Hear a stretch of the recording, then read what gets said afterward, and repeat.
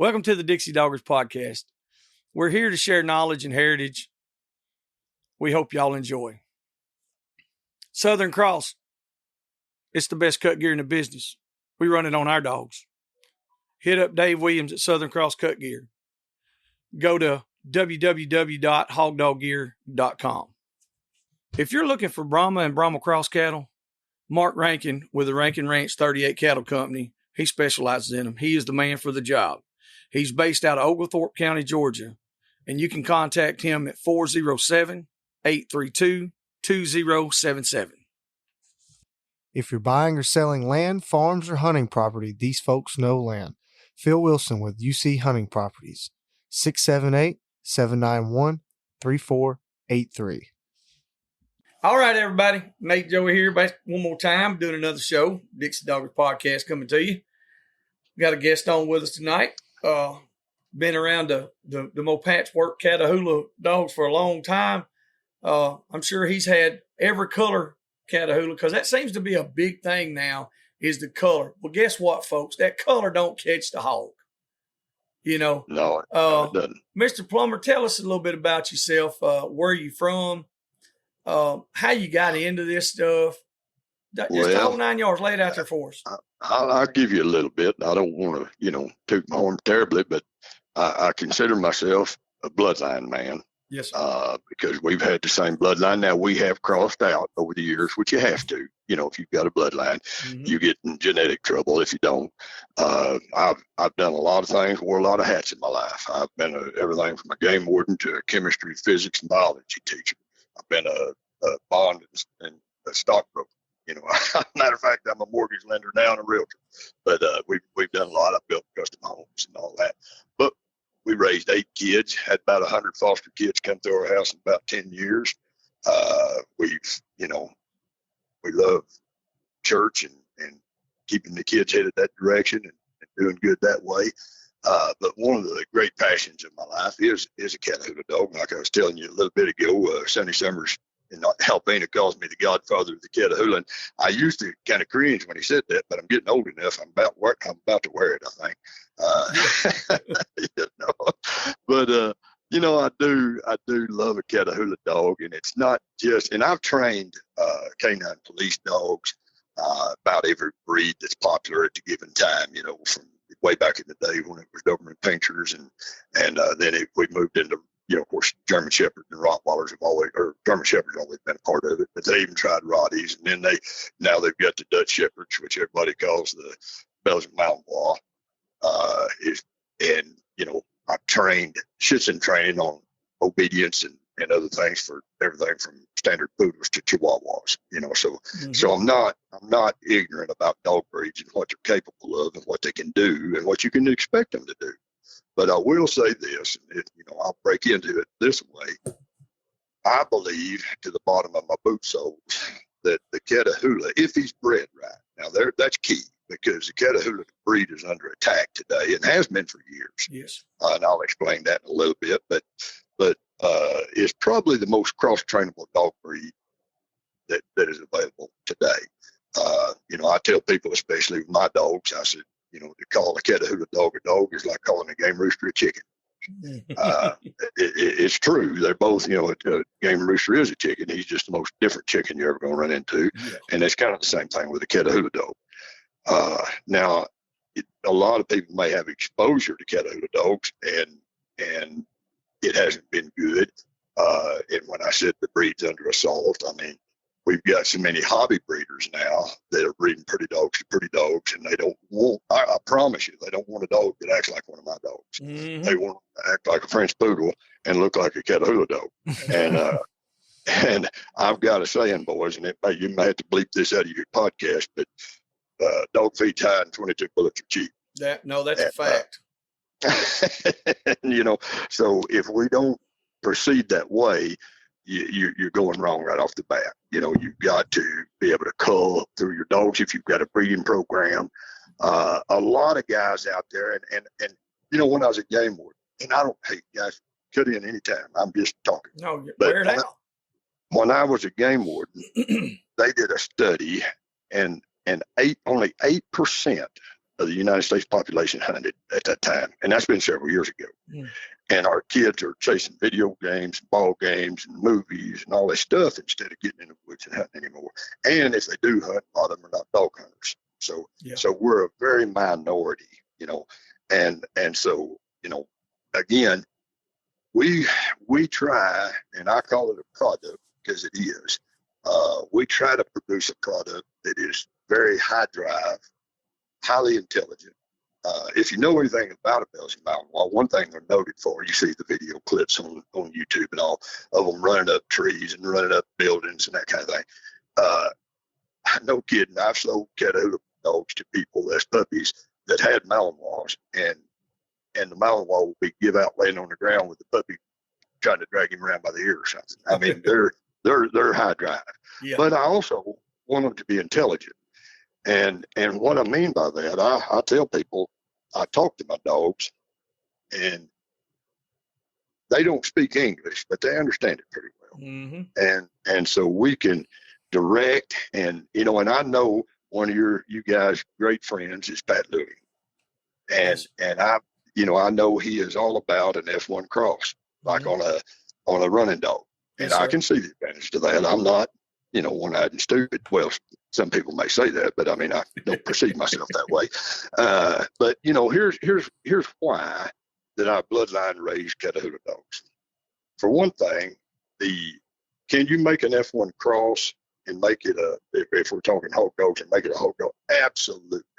If you take, and I don't mean it doesn't have to be a running dog. It can be your neighbor's Grand Night Champion coon dog of any breed, whether it's a black and tan, red bone, blue tick, whatever, and cross it on any cur dog that's at the top of their game, both of them, whether it's a black mouth, and we'll get into that in a minute too, or Catahoula or a mountain cur or whatever. If he's operating at the top of his game, you cross them two and you've got an F1 cross. Highly likely you're going to have some fired up working dogs. Yes, sir. But where that falls apart is in a breeding program. Because you're either going to have to go back and do that F1 cross every time and roll the dice and hope you hit, or because, see, again, I taught chemistry, physics, and biology. You love genetics, and genetics isolate. And I'll give you an example. And again, guys, if you want to head a different direction, please break in. No, this is perfect, because like we do a lot of F1 stuff, but like with my Yog Terriers, they were 100%. It was a line bred dog. I kept everything the same for 20 years, and everybody said, "Man, how can you do that with those dogs?" Because those dogs are bred to do that. That's what those dogs are bred for, continuously and consistently. I will tell isolation of certain phenotypes and genotypes, and this is what I want to work with. Sure. Like you said, making an F1 cross, shoot, man, you can make a bird bull and turn it into a fantastic dog. Yes. But can you do that every single time with anybody's bird dog and anybody's bulldog? No, sir, you can't. Exactly. I knew where you were going with this, and keep on. I like it.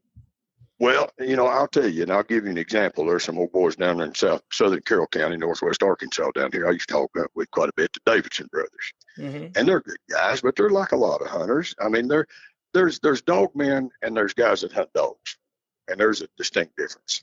Okay. And just because you've got a pack of beagles or a coon dog or whatever, and you coon hunter, or whether you rabbit hunter, or whatever you're doing with a dog, doesn't make you a dog man. It means you're a hunter with a dog. Okay. A dog man knows how to pick those phenotypes, genotypes, those things, those that you're looking for in a dog breed to make him excellent. And you're able to pick that out. And that's one thing that I would say, and I don't personally know Pat, but I believe he's a dog man enough that he can do that. He's very good, I think, at picking those dogs that do work, because, and again, I don't know Pat, and Pat don't know me, as far as I know. But I do, I've looked across some of his Facebook stuff that they posted and that kind of thing. And he even had a Labrador Retriever, working at one time, and now, but and I'll try to cross back to that F1 cross stuff in a second. But here's another thing about the difference in, say, one of my Catahoula dogs versus an F1 cross. For one thing, that Catahoula dog of mine is intelligent enough and functional enough to cross-train to do any job I send him to. Now, that don't mean I can put him in a greyhound race and he's going to win. Okay, because he'll run with all his might, but he's just physically not made to do that, and he's not going to outrun some greyhound. So don't think I'm putting him there. But I've absolutely got men that have trained my dogs in Nebraska and Kansas and even in Arkansas to be bird dogs, and they're not just bird dogs; they're excellent bird dogs. Yes. Okay, point, retrieve, the whole deal. Okay, I've got dogs in Canada and Alaska, big time. They're up there pulling sleds, and they actually made the cover of Musher magazine, and it said the Catahoula, the unassuming breed. What they figured out, since they've got them warm weather up there in Alaska right now, is these Catahoula dogs can outrun them Huskies and Malamutes on long distances by an average of 11 miles an hour. Wow, that's smoking. Yeah, that's smoking. That's getting it. And and I've man tracked with them a lot. Matter of fact, I had that, and you've probably, if you know anything of my name and Ed Barnes and all that bunch, I had no dog named Blue Boy, and I loved him. I really did. But I could, while I was a game warden, I could put him on a string and let him smell your four-wheeler, and it didn't matter if you were 100 yards over the hill or a mile and a half through the mountain, he'd tree you in your deer stand. You couldn't get away from him. I could go down and work fishermen underneath Beaver Dam and Table Rock Dam where they're trout fishing, and he would go ahead of me because he knew we was working fishermen, and he would pull every stringer to the bank where I could check the fish, and he would find them for me. And he would even wade out in the river. Them guys had them chest waders on and have a stringer on their side. He grabbed the fish off their side, started pulling them to the bank, and they'd be hollering at him, and I'd say, "You leave that dog alone. He's working." Yeah. That's so pretty good. They can do things that you can breed an F1 cross and you can make a hog dog out of it. And you might find one or two labs in the world that will chase a hog, but a lab's made to chase a tennis ball, retrieve a duck, and that's what he does. He's limited on what he can do. Same thing in them F1 crosses. The intelligence factor is not there. Okay, now you might argue. No, I won't argue with you. I got a yard full of them, and there's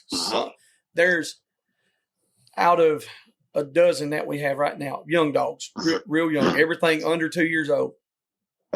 There's one, possibly two, that have what I call a little horse sense. Sure. The other ones they got hog sense, but that's all they got. Right. Well, and here's another thing, and it happens because of the hound. Now I've had intelligent hounds. I used to like a good red bone that was bred right and would do it right. I really liked them coon hunting. But it was just because I liked the hound. I mean, I can take a Catahoula dog and smoke a hound treeing coons because they're steel mouthed. And Lord, I went over here on Kills Creek with a good hound one time. And I was going down to the White River Refuge. They open it up every year, National White River Refuge, Southeast Arkansas. It's 158,000 acres of virgin hardwood down there, and it's eat up with coon. And they open it every year, 2 weeks out of the year in December for coon hunters to get in there. And so I thought, well, I'll warm my dogs up.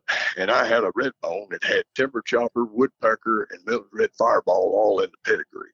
Okay, he was bred right. Yes. All them dogs went autumn oaks. All right. That hound was as solid the hounds I ever went behind. Well, except for nothing that I know, and the only problem with it is I didn't own it.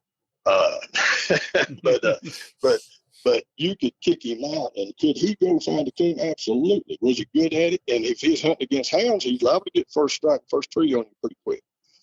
But you could kick that Catahoula dog out there with him, and he just couldn't keep up because that Catahoula runs with his head in there. And and we caught 5 coons in about 2.5 hours. And that Catahoula dog, caught 4 of the 5. It was a full moon night. The boars were rutting. And he caught 4 of the 5 boar coons on the ground before they ever hit the tree.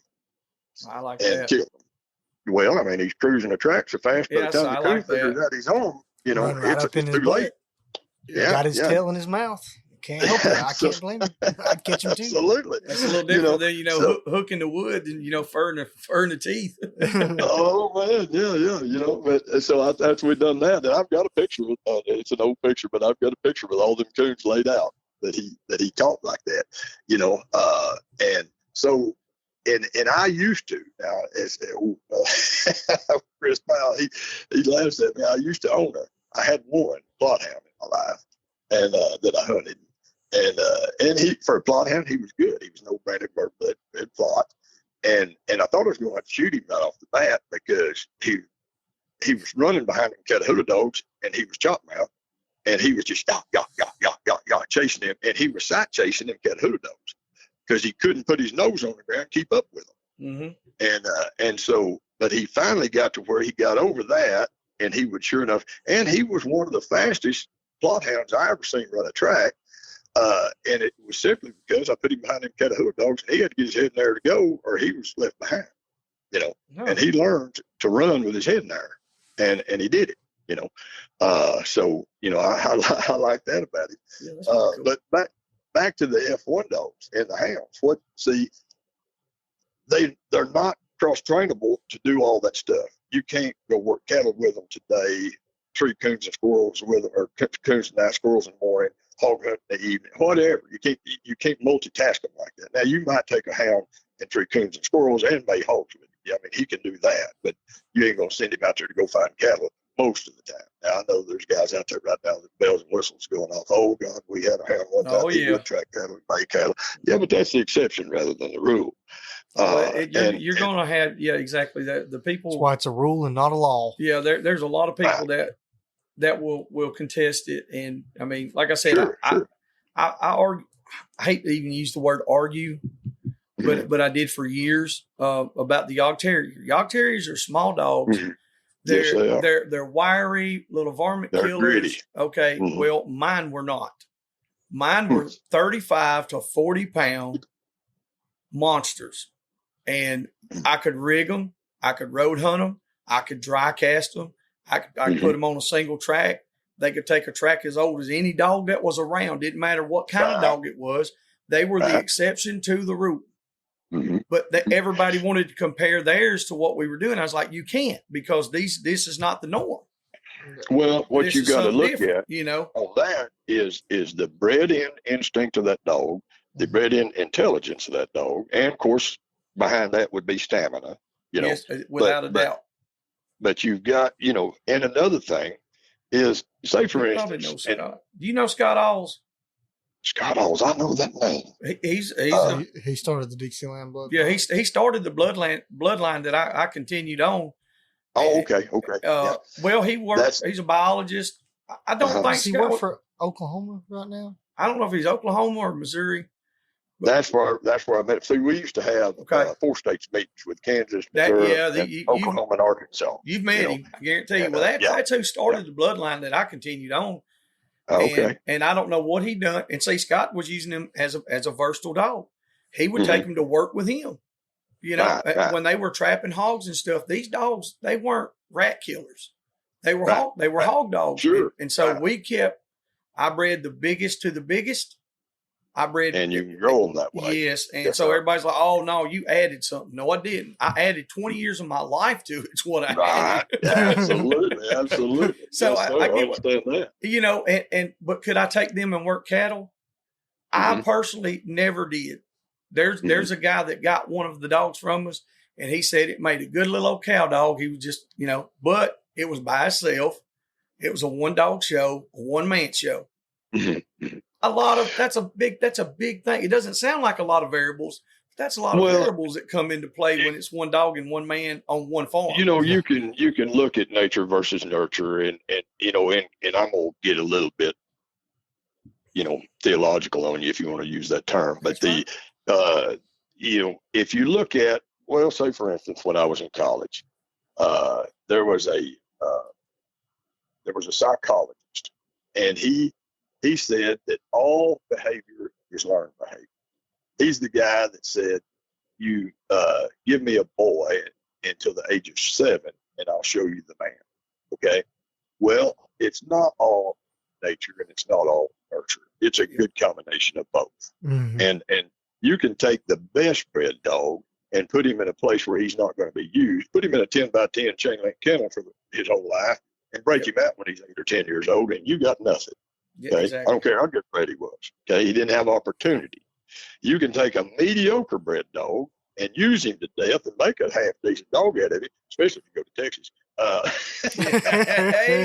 I can't wait to go to Texas either, because our dogs are gonna look like my bad dogs are gonna look real good. I tell them boys down there that all the time. I said I can take a poor dog down to Texas and make it look like no money. I'm glad you're telling us this, because like we went to Texas a bunch of times and competed at different things, but we have an opportunity coming up in next month, about a month from now, and we're going deep South Texas to do some eradication work. Yeah, some population control and a high fence. Population control. And when we first started talking, he's like, well, we need to knock out 300 to 500 the week you're here. And I'm like, well, dude, we don't even see that many hogs the whole year. Oh, brother. He's like, I think your dogs are going to do good. I was like, well, Lord, I hope so. If there's that many pigs down there, Lord have mercy. Hey, I tell you what the problem is down in South Texas, and I don't usually use superlatives, but here's as close as it's going to get for you. It's hotter than hell's half acres down there. Yes. And I've sold some dogs into South Texas, and the problem with it is my dogs. Now I hunt Texas, but I hunt over around Kilgore and northeast Texas. You know, and so it. But the further south you go, brother, it's hot. And there's one gentleman down there right on the Mexican border down there, and he's bought a few dogs from me, but he stroked a few too, because it's so hot. He sent me a video of a dog that I'd sold him bad holding, and when the dog had slobber coming plumb back on his shoulders in the video. Lord of mercy. I said, my God, son. I said, how hot is it down there? He said, well, it's 97 right there in that video, Plummer. I said, you gonna kill that dog, son. You can't do that to my dogs because they won't quit. Yeah. You know, and so when he got the dogs down there, of course, my Catahoula used to, and buddy, I can be all over the board with this, but I used to, back before the days of registries. See, our family's raised Catahoula dogs forever. And matter of fact, probably over 100 years, well, it was over 100 years ago, one more family down in Catahoulas Parish, Louisiana, wrote a book and mentioned their leopard dogs in the book. Okay, so the Plumbers have been in the Catahoula dog for a minute. So you would say 100 years.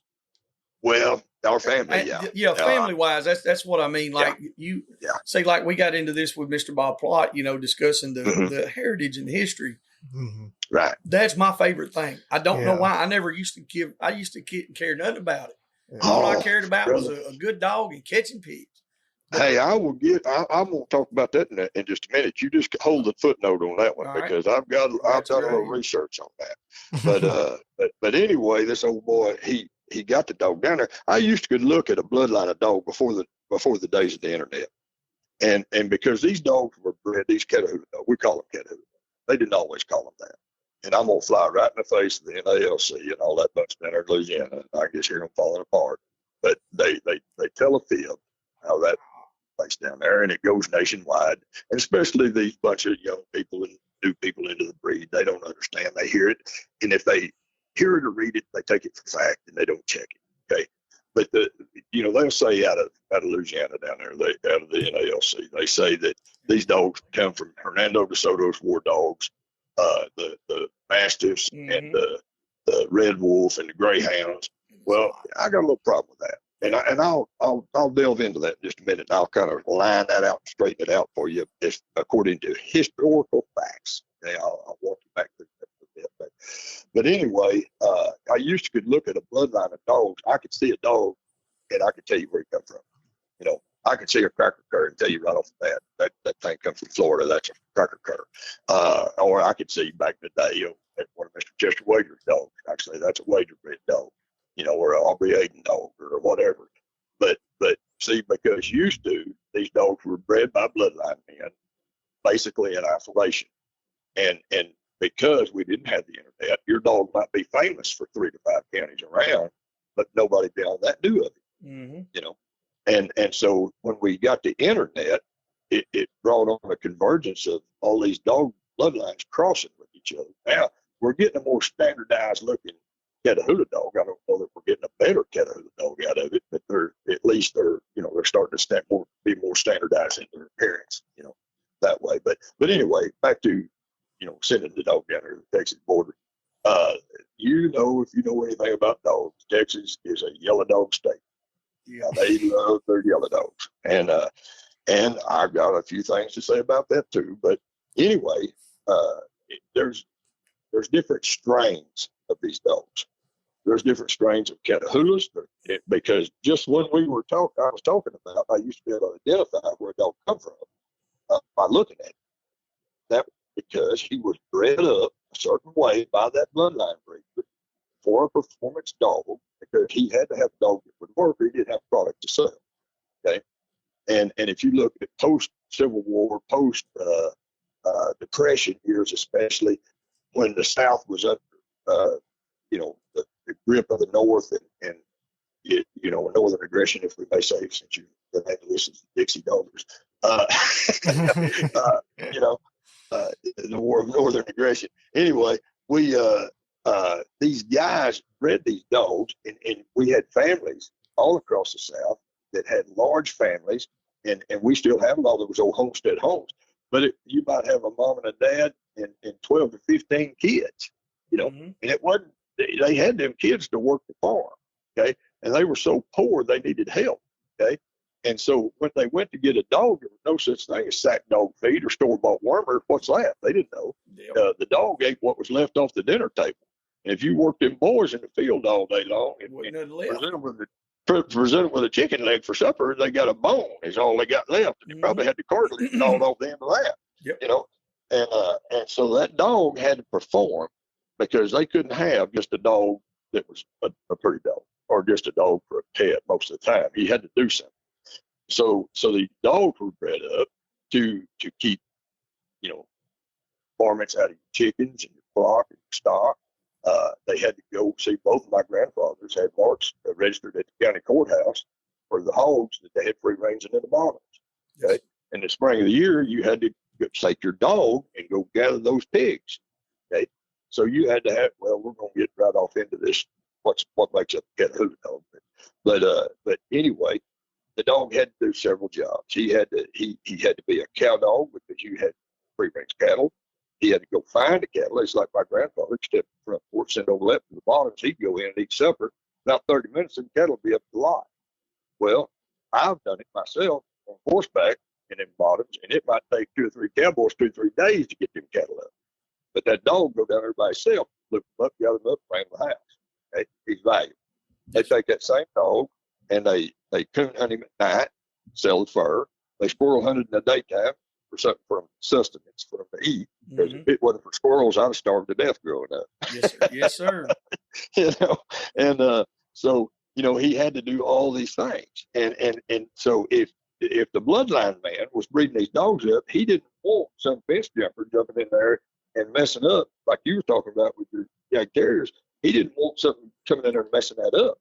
He had to have a dog to produce in these families. If they could afford one dog, they were glad to get him, because he could save them a lot of man hours and make them a little money and put food on the table in the process.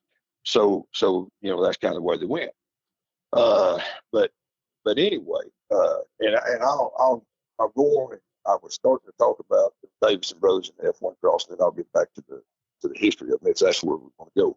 But them Davidson brothers, they're like a lot of guys. They just hunt a dog. I mean, it don't matter to them if it's a bench leg fast or an Airedale or a speed dog. As long as he works and he does the job for them, that's what they hunt. And so somebody dropped off at their house, and I had to laugh, but they dropped off a half chow. Oh, Lord. On their place. Oh, I know it. That's some mean rascals there, boy. Oh, brother, yeah. But, I've actually seen a couple of pretty good hog dogs that was half chow. Really? Yes, sir. Yes, sir. I knew my uncle used to have one, and God, you just couldn't hardly beat your dog. I bet Pat Lewins had one. Well, that's what I was thinking myself. If he hadn't, he might want to try one. Yeah, crossing that lab, you're going to have something there, boy. No. But no, don't get Pat mad at me. I don't even know him. I don't want him here with me. Pat'll love it. The more. Here's what I know of Pat. He's gonna tell you the truth in a way that you have to find out that it's the truth. And No, you got to it'll be the circle truth. back and look at it. Yes, sir. Yeah. If he gives you a fact, or if he's going to give you a tip or a trick, you better get ready to rabbit hunt a little bit, bud, because it ain't going to be no freebie. And I'm telling you now. And I had I've had a ton of young guys that are like, I don't know what the hell he's talking about. I said, well, I don't either until I sit down and think about it. And I said, and then I get confused on what I'm even thinking about. Yeah. Oh, Lord. But then at the end of the day, I'm like, you know what? He's right. And it works. Yes, sir. Yes, sir. Well, Pat's good with us giving him a hard time. Well, that's if he's good natured, that's the way it ought to be. I mean, we can poke at one another and all have a good time, And I would say to Pat, I don't know him, and if I meet him someday, I might get to know him well enough to poke at him a little bit. But some of us drive Ferraris, and some of us are stuck driving for the Pintos. So there's that. There always will be that way. Yeah. But no, anyway, they had this half chow dropped off at their house. Well, them Davidson boys, being the way they was, they thought, what if that dog would hunt? And they took him, and my gosh, boys, he made a hog dog. What are you talking about?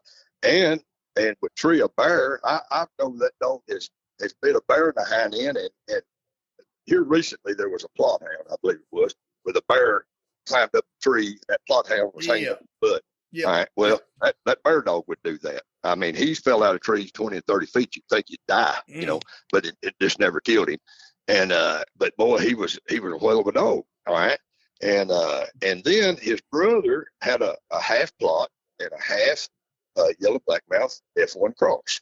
All right. And she was a pretty sound old hog dog and bear dog. All right. Well, they got the great idea. Old bear here, he's half fence jumper and half chow. And then the other one was half plot and half yellow blackmouth. They're hog dogs. Both of them hog dogs. We'll breed them together and get hog dogs. Well, genetics isolate, and it didn't work that way for us. Yep. It's just like you see an old stray bitch dog walking down the road. Used to, they had stray dogs. Now the so-called Humane Society together. But you'd see an old bitch dog, and she'd liable to have something look like a bench-leg fast pup. She'd liable to have one that was woolly and one with long hound ears and all that. Well, that's the way that pups dropped out because genetics isolate. He had some that looked like they was out of a chow, some that had houndy ears, some of them looked like a yellow blackmouth, and just a Duke's mixture of stuff. And they didn't have one pup out the whole litter. I mean, because they just lost it all in the isolation of the genetics. Yep. So anyway, that's answering the question that I first proposed there. The reason that I bloodline breed these Catahoula dogs is because I know within reason when I cross a dog in the ditch, 100% of the puppies don't work. And if I get to a point to where I'm having a little bit, and it does happen. I mean, we've got sure. I mean, it's going to. Yeah, we've got a bloodline that's long, tall, deep, and wide.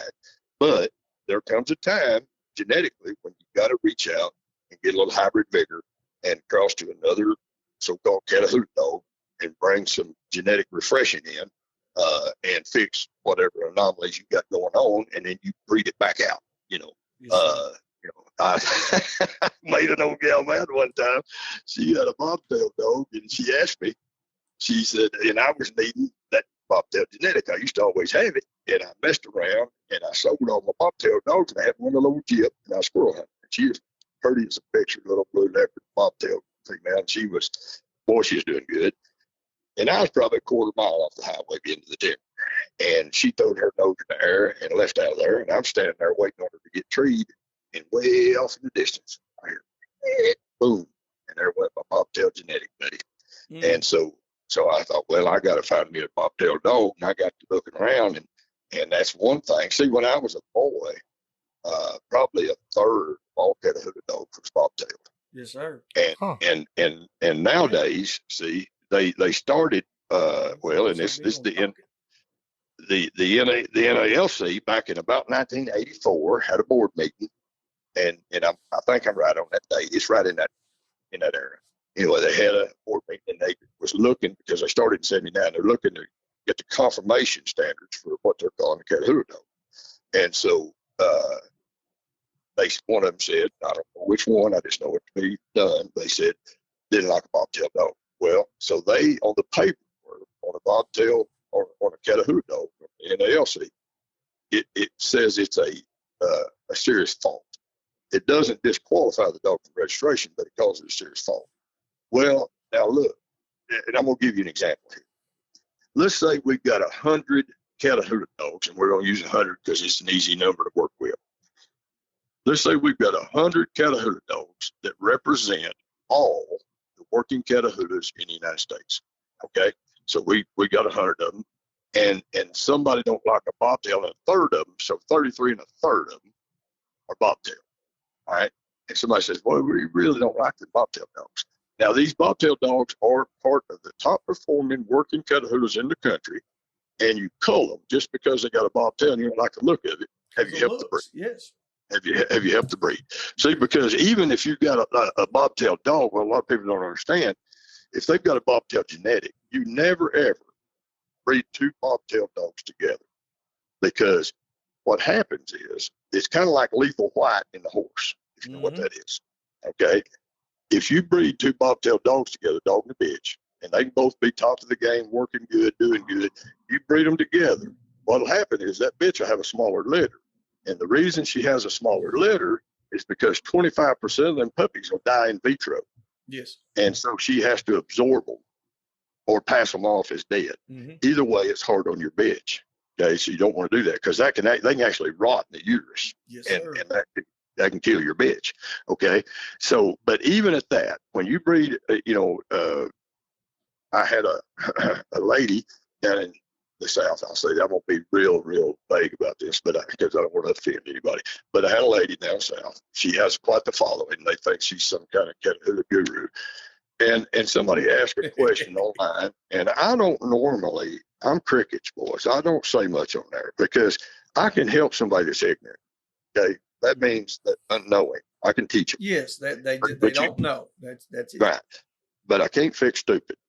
Okay, and it's a disease, and if they got it, it's incurable. I just can't help it can be passed down generationally. Oh, it can be bred down. Absolutely, yeah. So, but this lady come on and she asked a question, and it was a scientific genetic type question, and I thought, well, that's something I can answer. And so as I'm pecking out the answer with my Neanderthal fingers,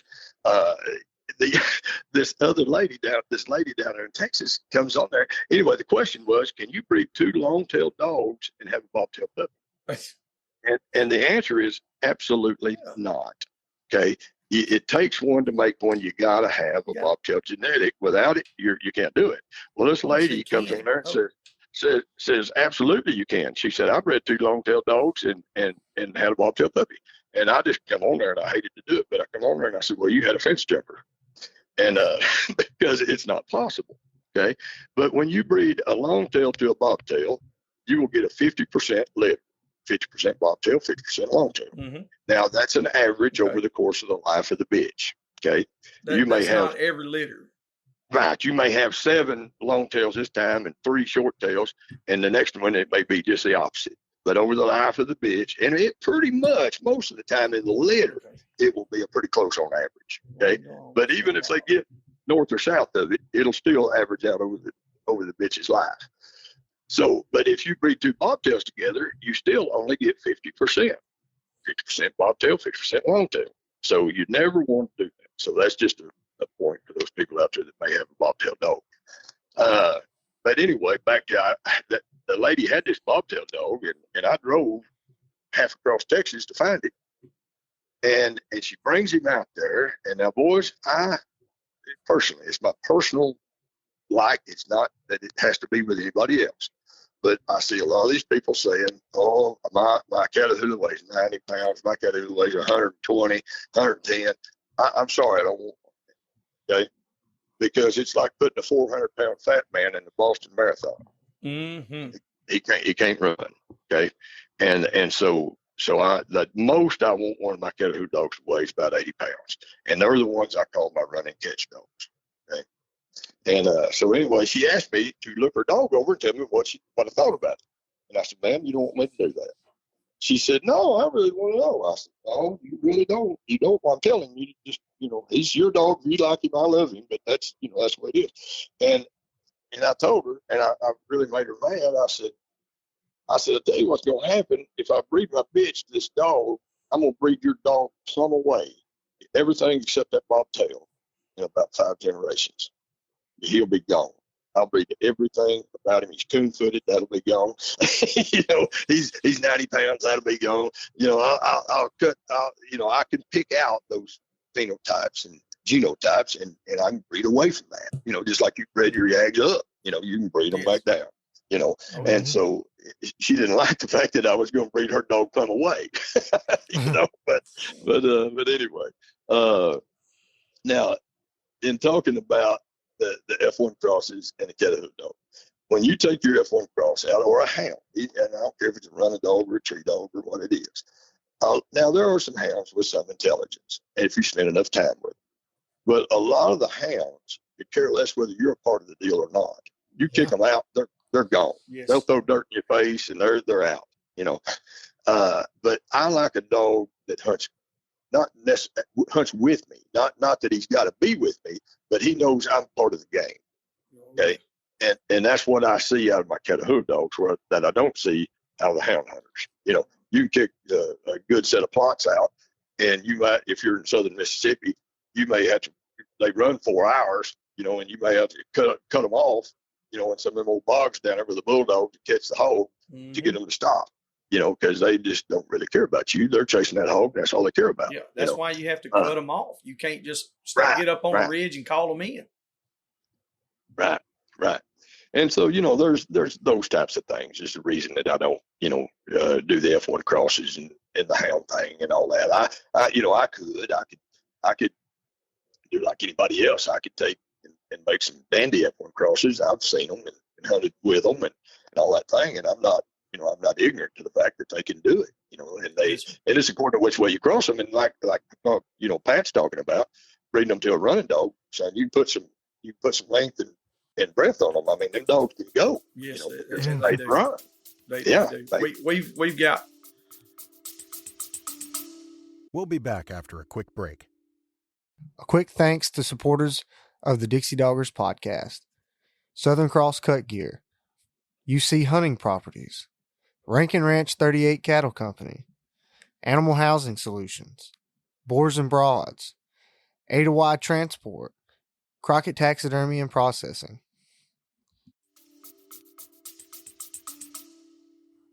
I don't know how in the world I did, but I managed to get a running walker, foxhound, whatever. He's registered through both deals. And it truly is a thing that you have to appreciate. Well, first off, you gotta know dogs, I think, to even appreciate an animal like that, period. An animal that'll run 20 miles an hour for as hot as you want it. But if you don't stop him, he'll go until he just falls over. Oh yeah. We used to, when I was a boy, perseverance. We would kick a running walker out, yellow spotted running walker, or July or Trig or Goodman or whatever it is. Kick it out in say Grant County, Arkansas, and you liable to, if you don't get that buck shot, somebody doesn't kill him. Yeah. You're liable to pick him up in Jefferson County. That's right. Because dog race leave the county on you. And you'll miss a lot of deer season with it. That's up in North Arkansas, correct? No. Grant County down in south central Arkansas, down on Slane River bottom. That's funny because our neighboring county is also Jefferson County. So yeah. Well, the reason I was asking, I'm originally from Phillips County, Arkansas. Yeah, over in Helena. Yeah. Yeah. You know about this place. Hey, we didn't know you could even deer hunt during the daytime until I was like 17 or 18. Oh, brother, you don't want me to start talking about that kind of stuff. Hey, them boys over there, my daddy and them, and God rest his soul, they've all passed on. I got one uncle that's still alive, and he was the baby of the bunch, and he never was involved in nothing. He was, and I always wondered. I said, boy, Uncle David don't never go nowhere with them. And then as I got older, I said, Uncle David was smart, boy. He's smart. Well, boys, I'm going to tell on myself a little bit. I grew up dirt poor. Now, I spent time in South Louisiana. My daddy owned a company or a couple of companies down there in Morgan City, Louisiana. Yes. Port Arthur, Texas, and all that. But, brother, I didn't know what a pair of shoes was until I started school. Mm-hmm. And we were just poor. But now, and I'm just going to broadly confess, brother, I slayed my set of deer and somebody else's along the way, you know. Yes.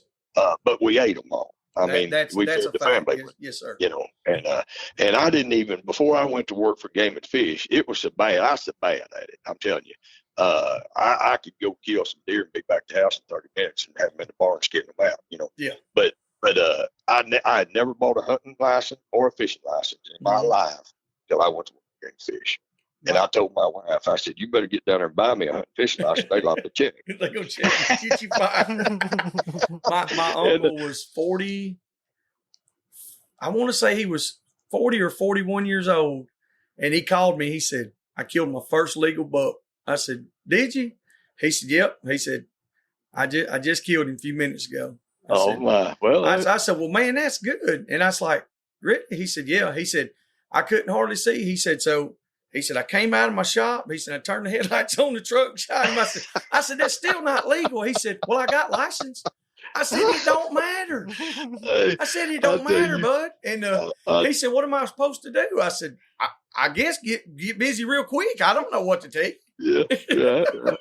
I tell you what, my brother come by, and his father-in-law and his brother-in-law was deaf and dumb. And so he used sign language. And I learned to speak sign language when I was a boy. We had a guy lived up the highway from us that was deaf, and everybody for 3 miles around, all the kids learned sign language, because if you're going to play football with Charlie, you had to learn sign language. Yes. And so anyway, they was headed over to the Arkansas River one time. The white bass was running, and they said, Ray, you want to go over here?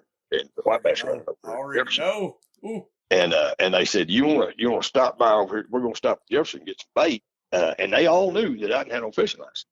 And they said, now, you might want to go in there and buy your license. Said, one of them game wardens will come at you by land, sea, and air over there. You can't get away from them, you know. And I said, well, look here, boys, I ain't buying no license. And they said, now, look, you'd love a good ticket. I said, look, you could add up all the years that I ain't bought a license, and it wouldn't add up to what, you know, it would add up to more the cost of the license than what the ticket's going to be. So if they wrote me a ticket, I'd still be the good. Yeah, but that's the wrong way of looking at it. It is. But I told them, I said, now look, here's what's going to happen. I said, we're going to go over fishing.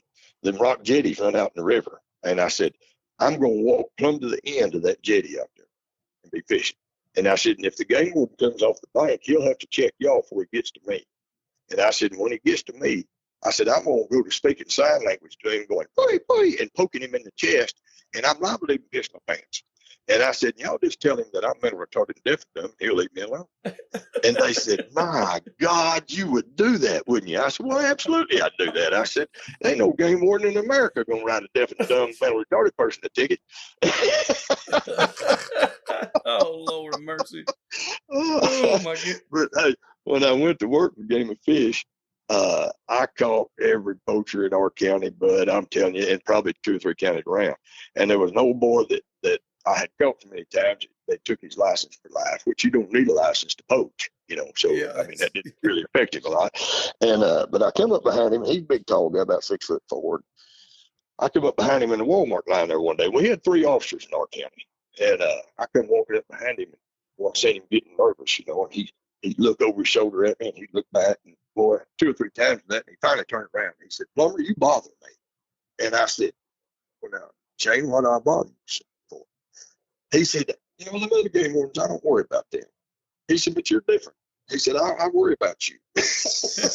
Well, because it takes a good poacher to make a good game warden. That's why. You know, because I knew how he played and where he played and how to do it and when to do it and that kind of thing. And so oftentimes, you know, I ain't saying I caught the man every time, but I caught it enough that it was painful for him.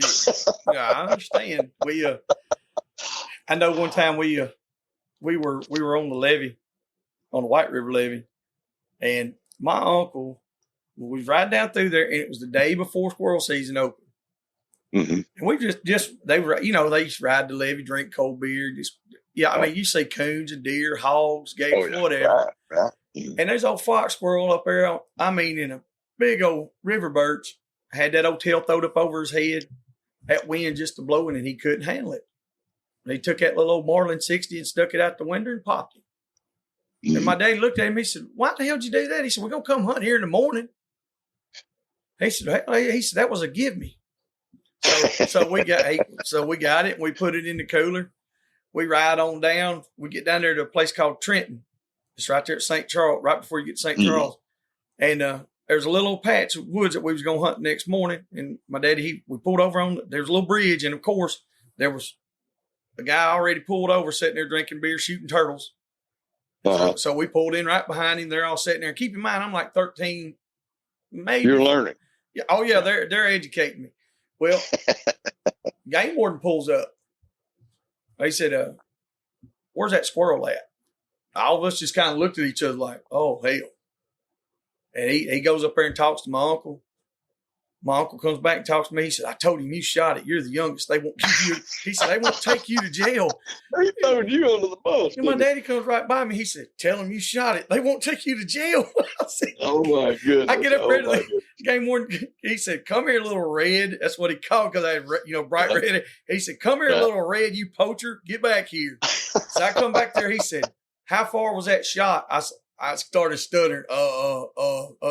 He said, how many times did you shoot? He looked at me and said, did you shoot it? And I had them big old eyeballs and I was scared to death. I wasn't crying because I maintained my composure. He looked, he said, we're just going to write out a warning. He said, because I can't take you to jail because you're that young. He said, and I know good and damn well they told you to say you did it. And I just looked and I just shook my head. He just started laughing. He said, y'all boys wait till in the morning. We had interactions with game wardens and was some of the best interactions that we ever had. Well, literally, I mean, some of them. I moved to Alabama. There's one that was here for a while, and he was on a pretty rough tenure. He was. I don't know if the man just had some issues or what, but he was going to write you a ticket for something.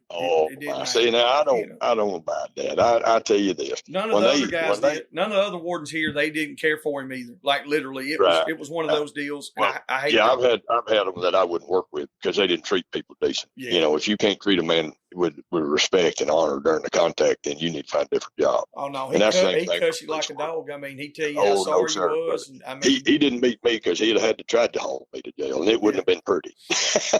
I know he got assaulted more than one time on the workforce. It wasn't by me by no means, but there was a guy. I'm pretty good friends with him. His daddy did. He grabbed a hold of him and he was going to snatch his daddy up and tussle him around a little bit. And it was just them two out there in the woods. Well, the game camera got a lot of pictures of it. Oh, my. Oh, yeah. And it was my buddy's father. He wound up having to go to jail for that one, but he put a whooping on him. A good one. Well, brother, hey, I don't blame him a bit. And I told him, I said, I'm very glad he didn't shoot you. I used to let men go on the regular that I knew was guilty of sin, and they knew it. Mm-hmm. But if I couldn't prove it, I always looked at it three ways or four. I looked at it from the not the letter of the law, but the intent of the law. Mm-hmm. Okay, what the law was there for. And then did the person intentionally violate the law? What did he mean to?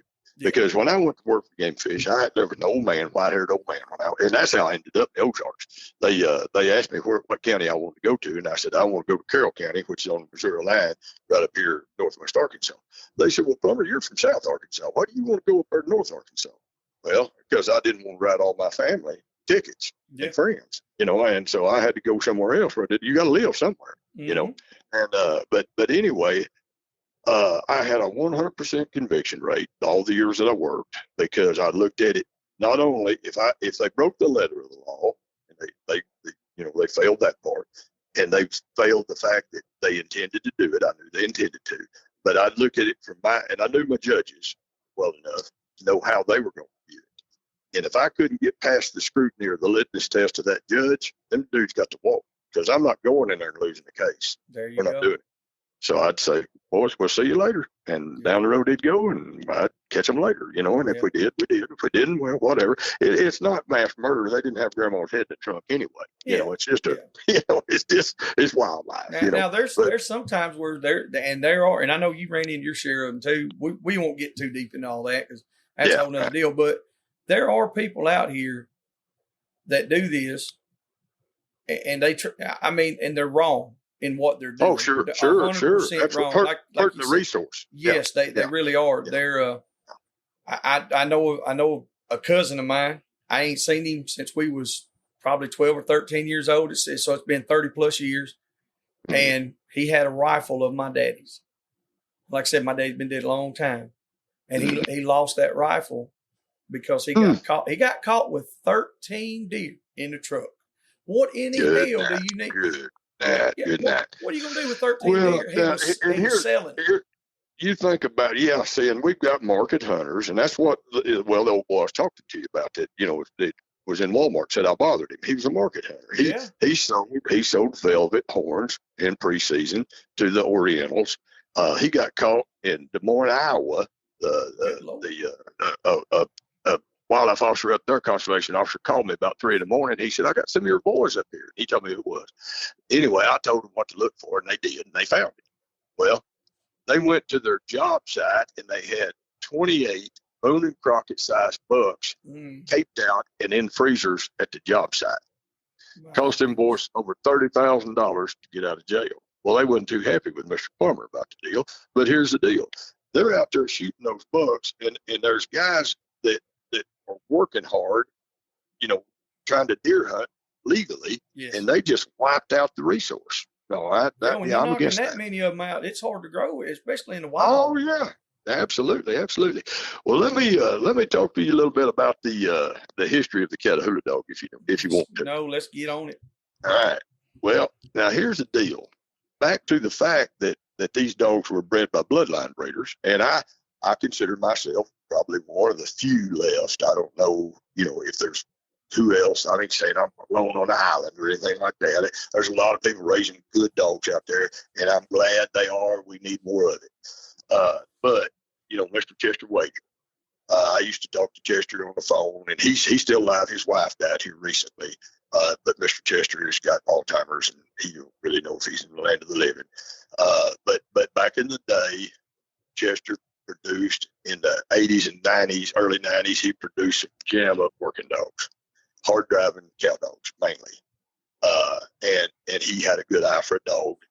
And when I talked to Mr. Chester one time, and I said, where'd you get your start at, Chester? And he said, well, when I got married, he said, my wife's aunt was gathering cattle and down in the Catahoulas River Basin, and he was loading them on, bringing them to the levee, loading them on barges, shipping them out. And he had a set of dogs that would work cattle like no other. And he said, now listen close to what he said. He said, he gave me a little black and tan cur bitch. Mm-hmm. Okay. He called her Pups. All right. He didn't say he gave me a Catahoula dog. Yes. Okay. He gave him a black and tan cur bitch. All right. Now, he said, I got to looking for it. Now, here again, what's the wording? He said, I got to looking for another good cow dog to breed my bitch with. And he said, and I found one in Texas. And it was Mr. King, and I got his name wrote down here, but on one of my pedigrees. But anyway, he drove to Texas and bred that bitch to another cow dog, cur dog. Again, didn't say Catahoula. All right. And I'll say this. If you have time sometime, it's an old book. It's worth the read. If you're a dog man, know you are, you wouldn't be taking time to do this podcast. That there's an old book called The American Foxhound. Okay. And it was written in way back in the early 1900s. And they go over the birth. The American Foxhound is the first and oldest, or the oldest registered dog breed in the United States. Okay. And it was the dog breed of aristocrats. George Washington actually helped. He had a big string of foxhounds, and he had them on the his homestead up there. And they talk about what dogs that he used, to cross into those dogs, and they were making the breed. They were bringing dogs from Ireland, from England, Spain, and that. All dogs in the United States came from somewhere else. Mm-hmm. So we can't say, they like to say that, the Catahoula is the only truly American dog breed. No, it's not. No, it's not. These dogs were bred from dogs that come from across the pond. And like the mountain cur breeders, they like to say that the original mountain cur came over on the Mayflower. I'm sure they had some dogs, and I've been some cur dogs, but would it look exactly like the mountain curs today? Probably not. Ain't no tree knocking Mike. Do what now? I said it wasn't no tree knocking Mike. No, I'd say not. I'd definitely say not. And you look at Mr. Plott. Now, if you read Bob Plott's book, I'm sure you have, he talks about those dogs that they brought, Montrevel and all them had, and through the years, they bred them pure for years, but those were Hanoverian hounds. That's what they were before they started crossing them. And the first cross they ever made was to a guy named Elijah Crow in Rabun Gap, Georgia. And this was in I think that was back in the 1700s. I'd have to look. But the book says that he actually had a working bloodline of leopard spotted cur dogs. Okay. And the first outcross that they ever made into a Plott hound was what we would call a Catahoula dog today. Okay. Now, they used to not call them, regionally, yes, they call them Catahoulas because there's a lot of them around the Catahoula Lake region. And I've got family down there myself, so I'm not like I'm trying to beat on Louisiana. But the truth of the matter, they had them in what we call cracker curs, nothing in the world, same thing. Down in Florida, they had them in North Carolina. I know a man up there today that his family's bred leopard curs up there in them North Carolina hills for over 100 years. And they're not registered dogs, but they're pure. I mean, he's kept them that way, and they're tree dogs out of this world. Okay, and I'm a little bit scattered around here, but the Leopard Cur Association, see, they started. I think it was 1958 when they started registering leopard curs, and about 50% of them dogs were bobtail. All right, and they were more into the tree line. They wanted a tree genetic. Okay, and a lot of those dogs were medium haired. Well, used to a lot of you Catahoula dogs were. But they about bred that out of them now, and they're trying to get that painted on hair. And nobody wants that, a dog with hair like a lab or something. Yes. So anyway, the vice president of the Leopard Cur Association come to my house back in either the late 80s, very early 90s, and a man from Magnet Cove, Arkansas, by the name of Henry Bud Nussbaum, had been raising leopard curs, him and his dad, since the 50s. And they came to my house, and they said, we hear you've got a Catahoula dog. It's a Tree and Jesse. And I said, well, I like him. And they said, can we go hunting with you? I said, well, you don't have to threaten me with a good time. Let's go. And so we went. And we killed about 13 squirrels in just a little bit. And they said, oh, God, that's exactly what we're looking for.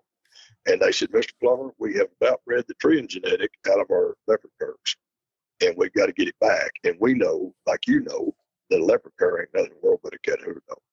All right, now if you look at that book I was telling you about, the history of the American foxhound, what they talk about in that book is how they bred them up, but also the different strains of the foxhound.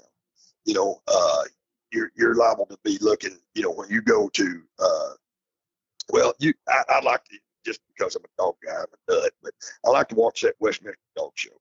Oh, right? Yeah. And almost every year there'll be an American foxhound that either makes it in the top 10 or even win it. I mean, they win it on a pretty regular basis. Oh yeah. Yep. But that dog that they have there, he could be one of several strains of American foxhound. He could be a July, he could be a Goodman, he could be a Walker, he could be a Trigg, he could be a Penn Mardale, and there's several others. They all come under the umbrella of American foxhound. All right. Well, your Catahoula dogs are the same way because you have bloodline breeders all across the South that bred these dogs up. Okay. Now, since I know, because you can genetically test them, and these dogs hadn't never seen a red wolf, okay, if there was red wolf in them, it would show up on a DNA test, and it doesn't. Okay. And guess what else don't show up? Greyhound. Guess what else don't show up? Mastiff. So the whole Hernando de Soto story falls apart right there. Yeah. If they pick the right breed of dog. Now, see, the NALC was not the first registry for Catahoula dogs. First registry for Catahoula dogs, I believe Dr. Tom Stodgill over at Quinlan, Texas, good friend of mine. He's dead now. But I believe it was 1968 when he started registering Catahoula dogs in the state of Texas. And the NALC bunch, Betty Ann Eves and her daddy, Klein Rushing, and all their friends out of Louisiana had about 475 dogs registered in Quinlan, Texas before they ever started the NALC. Okay? And I'll go ahead and just really make them hate me bad here, but they made a rule that you had to prove lineage to Louisiana. A lot of people straight up lied, okay, to get their dogs registered as a Catahoula, because they're dogs from Mississippi, Texas, Alabama, Louisiana, Florida, all across Georgia, all across. And they're all even southern part of Tennessee, southern part of Missouri, Arkansas, east Oklahoma, and probably all of Texas. But anyway, Dr. Tom Stodgill was a geneticist, and he was an awesome man, and he was like me. He's just eat up with the Catahoula dog, and he got hold of a letter that was dated in the late 1800s, and he called me. It was from some Cajuns down in South Louisiana, and they had imported, because those Canadian or those French people down there are French Acadians. They come from the Acadia region of France, okay, and they were a hated and reviled people. They first, when they came from France, they moved into Canada, and they were driven out of Canada, and they were driven all the way down the Mississippi till they hit the brackish water, and they couldn't go no further. Mm-hmm. And so that's how that's where the Cajuns ended up. All right, but they imported a pair of Basque de Rouge dogs from France. Basque de Rouge is a French Bucheron, okay, and they come in two colors. They come in a merle, black and silver merle, and they come in a black and tan. Now in France, they want them to be, they like the black and tan dogs. They don't prefer the merle. Okay. Now in the Catahoula dog, everybody loves the merle. Okay. All right. So if you're looking for a genetic, now see, I don't believe in evolution. God created the heavens and the earth, brother, and he created all the animals, and he didn't create a Catahoula dog. When Adam was naming the animals, he didn't say that's a hippo and that's a rhinoceros, that's a giraffe, and that's a Louisiana Catahoula. No, he did not. What he said, that's a dog, and men bred the dogs up from there. Okay, but so knowing what's not in them, we got to find out what is in them. Okay, so he was so excited to have that letter that he himself imported a pair of French Bucherons. And if you look them up online, they look like all the other shepherds in Europe. They look like a German shepherd, look like a Dutch shepherd. They look like the only difference is their ears are not perked; they're lopped over. Now they're perked up and lopped over, but they are lopped. And a French Bucheron, to register it purebred in France, it has to have at least triple dew claws. If they don't have triple dew claws on the back legs, they're registered as purebred. Well, a lot of my dogs will have, not all of them, some of them are born without them, but a lot of my dogs will have doubles, and I've even have triples. It looks, I named one mini fingers one time because he had so many dew claws on his back legs. But anyway, so he imported a pair of those French Bucherons into Texas and went to work in cattle with them. He was so excited. How do you spell that last name? The Bucheron, Beauceron. Okay, I was making sure. French Bucheron, and the Basque de Rouge means red stockings. Yeah. Okay, so it was a dog like a Doberman or like a Rottweiler that had the agouti trim. Okay, I was just Nate's looking it up and stuff for me. Okay, yeah. Look up the fact that they like I said, they come in two colors, blue merle, or in which we in Louisiana call it a leopard. If you call it a merle, they'll assault you. Oh yeah, so it's like in the Kimmer world, if you say white and not buttermilk, they'll shoot you. Right. As well as just them refusing to be educated. But anyway. So he got them two dogs in from France on his ranch down in Texas and went to work in them. Now, if you know anything about a Catahoula and a yellow black-mouthed dog, and I'll get to them in just a second, they have a different working style when working cattle and hogs than the collie breeds. Okay, whether you're talking about a rough collie or a border collie or a kelpie or any of those dogs, they have a herding instinct that's unlike I think it's more of a prey drive really with the Catahoula dogs, what we call the Catahoula dog today. Okay. And what I was going to tell you with the Leopard Cur Association guys, they bought whole litters of my Catahoula dogs and bred several bitches to my dogs. And they told me there's never going to be any evidence that we were ever here. So they just hung papers on them trying to get the trio genetic back in them dogs. And eventually, in the mid 80s, I believe it was, is when they changed the leopard cur over to the leopard hound. And guess how they done that? They took a leopard cur, crossed him straight across the hound breed. You say, what kind of hound breed? Probably all of them, the trio dogs. And so they made a breed that they could not hunt with, and they eliminated the leopard cur breed by breeding it out of existence, by breeding them to hounds. But anyway, back to the Catahoula dogs. Now, they'll tell you down there in Louisiana that the Catahoula is web-footed because he adapted in the swamps of Louisiana. That's hogwash. There's no evolutionary fact to that. The dog got a web foot from somewhere. Where did he get it? Well, you look at, say, for instance, these bloodline guys. If I'm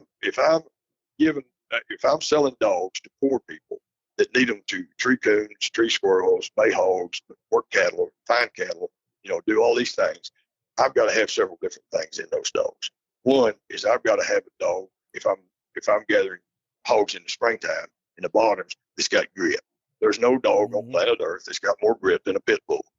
Okay. Yep. And I grew up a lot down in South Louisiana, and there's nobody that's laid their hand on the pit bull breed any more than the Cajuns. Back when I was growing up, every other house had two at least tied in the backyard. Okay. Yeah. And so they use pit bulls, all right, to get the aggressiveness. Now they crossed on hounds to get the nose. Now we started with a cur dog. Very likely could have been what we would call a mountain cur today. Okay. But it was a cur dog, is what they started with. And then they went to breeding him out. They bred to that French Boucheron, and guess where the working style came from, and the Merle coloring came from that French Boucheron. All right. Then they crossed on hounds. You say, kind of like I said a while ago, what kind of hound? If I'm a bloodline breeder in Grant County, Arkansas, and you're a bloodline breeder in Alabama, okay, your neighbor may have an excellent Grand Night Champion black and tan. Mine may have an excellent red bone. Somebody else's may have been a Walker, or could have been a blue tick, whatever. I believe they're all in there for the hound breeds. Because you can even look online today at a Catahoula, and especially back before the internet, because they used to call them Catahoula hounds. Yes. See, and then some people called them Catahoula curs, some people called them Catahoula bulldogs. Why? Because that's what they had in them. Okay, and that's why my dogs, bloodline bred for years and years and years, may be slightly genetically different than the ones in Florida or the ones in, Alabama, or the ones in Georgia, or the ones in North Carolina. They'd be a little different because I might have bred to a red bone where they bred to a Walker, or whatever. But they're definitely hound in them. You can look. I've got pictures, and people don't want their pictures snatched off the internet. Don't put them on there. But I've got pictures of what are NALC registered Catahoula dogs that's got ears longer than a lot of hounds. That wished a hound wished they had the ear that dog had. All right. Well, where do you get them ears? You got them from a hound. Okay. Now, my grandpa used to tell me, if you want a dog that can cold track, the longer the ear, the longer the nose, the colder the nose. Okay. Now, that's mostly true. Can be true, but not always. Okay. I've seen short-nosed dogs with short ears that can cold track with the best of them. But like we was talking about a while ago, it's not exactly the norm, but it can happen. But anyway, so there's the hound. Now they needed a dog with drive. And boys, back when we had birds, there was no dog on planet Earth that had more drive than a bird dog. Yeah. All right. One of the nemesis of the NALC down there is they don't like Irish ticking in these Catahoula dogs. Now, Irish ticking is not Merle spots; it's Irish ticking. Yeah. It comes on bird dogs. What kind of bird dogs? On them. Yeah, English pointers and German short-hair pointers. Yep. And you look at some of them, especially in the wager bloodline. I have it from time to time because I got wager bloodline in mine. And not just that, I know old men back when I was a boy that used to straight cross them on bird dogs because they need that drive. You could work a bird dog, good red bird dog. He's hunting from daylight to dark. I mean, that dude will work, cast, and go, and just wear another dog come out. So they got that. All right. Now, you got the French Buceron, you got the Hounds, you got the Bulldogs, you got the Cur, you got the Bird Dog. That's 5 different breeds there. You said, well, that ought to be enough. Well, there's another one, boys, and I don't really like to even mention it, but you can't get away from genetics. If you look, and like I said, it goes straight back to genetics. If you look in the Catahoula breed, say you send your dog off to get him DNA tested, and they do they study this, and they will tell you what genetic anomalies your dog has and what diseases he could possibly have or does have, okay, due to his genetics. And one of the things that they have labeled in Catahoula dogs across the board is a thing called collie eye. Well, simply by the name of it, it ought to tip it off. But guess where collie eye comes from? Collies. Yeah. The only dog on planet Earth before Catahoula that wasn't bred out of a collie is, that's where collie eye comes from, is out of collie. Okay. Now, you go back to the Basque shepherds out west. Okay. They came from Ireland, England, Scotland, and they come out west and they were ranging sheep. All right. And they brought their collie dogs with them. They bred some to the local dogs that were around, and they developed a breed. And I'm going to bet money marbles and John probably didn't know this. But the fact is, and why they named it that, I don't know, but they called it the Australian Shepherd. Had nothing to do with Australia. Yep. It was bred straight out of the West out here, okay? And from 1850 to about 1950 in this country, it was the number one most popular dog in the United States, okay? Now, when you've got the number one popular dog in the United States, and it's actually a working dog. Back then, actually, Australian Shepherds worked, and they about bred it out of them, especially back there in the 80s in that era. But I think they've tried to get it back a little bit now. But anyway, these dogs were herding dogs. All right. Now, and another reason, other than the fact of it being the most popular dog for 100 years in this country, and Catahoulas having collie eye as a genetic anomaly. Another thing is this: there's only 2 domesticated dog breeds in the world that come in this particular color pattern. You talked about the color patterns of Catahoulas. I feed over 30 head of Catahoula dogs most of the time, and have for years and years. Okay, and I try to keep, now not always, but because I want the best, but I try to keep one color pattern at least of every available color pattern in Catahoula dogs. Everything from saddleback to tweed, or which Louisiana and Elsie calls it a patchwork dog. Okay. Mm-hmm. Now, patchwork dog's not a leopard dog. It's patchwork. It's big patches laid over lighter patches, over a white base most of the time. Okay. And it can be red, it can be blue, it can be black or whatever, but it starts with a dark pattern on top with a lighter and lighter and then a white base. Now, the only 2 domestic dog breeds on planet Earth that come in at what is educated word called tweed is an Australian Shepherd and a Louisiana Catahoula dog. Okay. Now, guess where the Catahoula dog got it from? Got it from that Australian Shepherd. Guess where you got the collie eye from? You got it from that Australian Shepherd. Yeah. Okay. Now, if you want to know what, sure enough, a tweed dog looks like, is you look at an African wild dog. Every one of them is a tweed. Okay. That color pattern is. Now, that tweed in that African wild dog is the same gene. It's the same genome. It's just located in a different locus than a domesticated dog is. And since I mentioned that, I'll mention something else.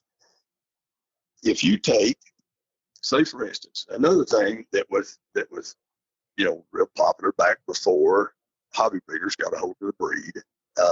When I was a boy, probably a third of all Catahoula dogs, kind of like I told you about the bobtail dogs, a third of all Catahoula dogs, and we didn't even know the name of it back then. Okay, my grandpa did. I mean, none of them did. They just called it your light dogs. Okay, but double merle dogs. Okay, probably a third of all Catahoula dogs were double merle. Well, what they do with them deaf and blind ones? They shot them. And they used the ones that weren't. And my grandpa always said, you breed your light to your dark and you'll get your best color. Well, he was 100% correct, but he just didn't know the genetics of the matter. Okay, I can put it on a Punnett square and show you exactly why I can breed litters of 100% leopard puppies, because I use a double merle and a recessive solid. Okay. Now, another thing about oh gosh, this is going to blow some hats off people's heads right here. We're talking about strains in the foxhound breeds, from Trig Pen Mardells to Triggs to Julys to Goodmans, all those and more. All right. The same thing has happened in the Catahoula breed in the yellow blackmouth cur dogs. A yellow blackmouth cur dog is nothing in the world but a line bred, what we call a Catahoula today, line bred dog bred for color. I've got yellow in my dogs as well. I mean, some pretty ones. I like them. All right. But if I took two of my yellow AA recessive Catahoula dogs, a dog and a bitch, and bred them together, guess what I'm going to have? I'm going to have, well, I might get a few reds in there in the first generation, but I'm going to have some reds and yellows. All right. Yellow is a diluted red. There's only two colors in dog hair or in human hair or any mammalian hair. It's eulmelanin and pheomelanin. Eulmelanin is black, pheomelanin is red, okay, or brown, reddish brown, okay. Now, if I take two of my yellow Catahoula dogs and I breed them together, and I have yellow puppies, and then I do that in another litter too, and I cross those back and breed yellow to yellow, by the third to fifth generation, I've turned my dogs solid yellow, and you'll never have another Merle dog. They'll be yellow forever. And if you take them down to Texas and make big thicket dogs out of them, or you take them to Mississippi and make Ladner dogs out of them, or whatever, they line bred them dogs for specific purposes. Okay, and those dogs. Matter of fact, OLH Ladner, I've got an article where he told that back in the early 70s, 70 to about 72, 3 right in there, they had every color in the Ladner yellow blackmouth dogs. Yep. And there's 5 different guys, the vet in our county, and several of the guys I went to church with, drove off down into Mississippi and bought a bunch of them dogs off LH. Brought them up. My neighbor, I'm a Catahoula man. My neighbor, I loved him to pieces, old George Sanders. He's dead and gone now. But he bought a pair off LH Ladner. And they was good squirrel dogs. I hunted with George, man. They was good squirrel dogs. They done a good job of keeping that trend genetic in them dogs. They did a good job. And he bred that dog and bitch together. And he had a nice kennel system over there.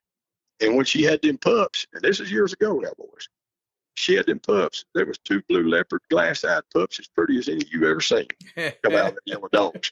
George thought one of my dogs done jumped the fence and bred his bitch. Son, he knocked them 2 leopard pups in the head so fast he'd make your head swim, because he didn't know that that's what they were. I mean, that's what they were, And so LH hadn't cut all the colors out by then, and so he had some leopard.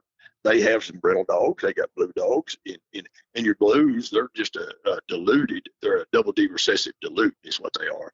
All Weimarammers are double D recessive dilute. But you can get that in your Catahoula dogs too. All right, that's a whole other genetic story there. But anyway, that's pretty much where the Catahoula dog was bred up. Now I mentioned a while ago the web-footed dogs, and they said they evolved in the swamps of Louisiana. No, they didn't. Out of the hounds that were crossed into those dogs, the only dog that was crossed into the Catahoula that has a web foot all the way to the end of his toes is a red-bone hound. And much like the story I told about the Australian Shepherd, which I mean, I'm going to get some haters about that. But, hey, prove me wrong. That's what I'm going to tell you. If you prove me wrong genetically and historically, I'll apologize to the world, okay? But I don't believe I'm wrong. I've looked at it and studied it way back in history and done all the research I can on it, which is more than most people do.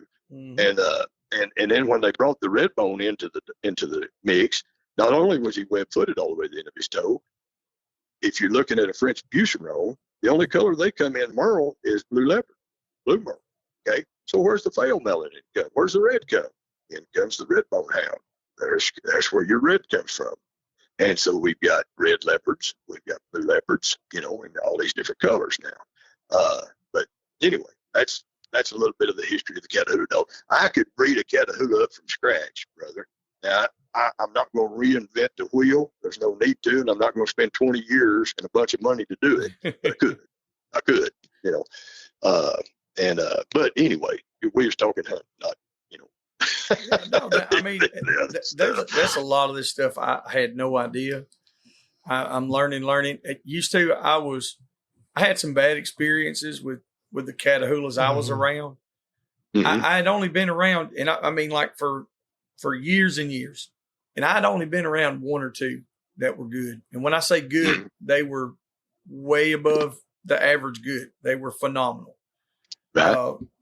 There was a dog named Ben, Dwayne, and that was one of the first ones I really took note to. You could tree hunt him, you could work cows, you could hog hunt him. It didn't matter. Like, you do whatever you want to do with this dog. He was a bigger dog. He was overweight. He was overweight was one problem, but I promise you, he had so much drive and energy. It amazed me that he could go the way he did.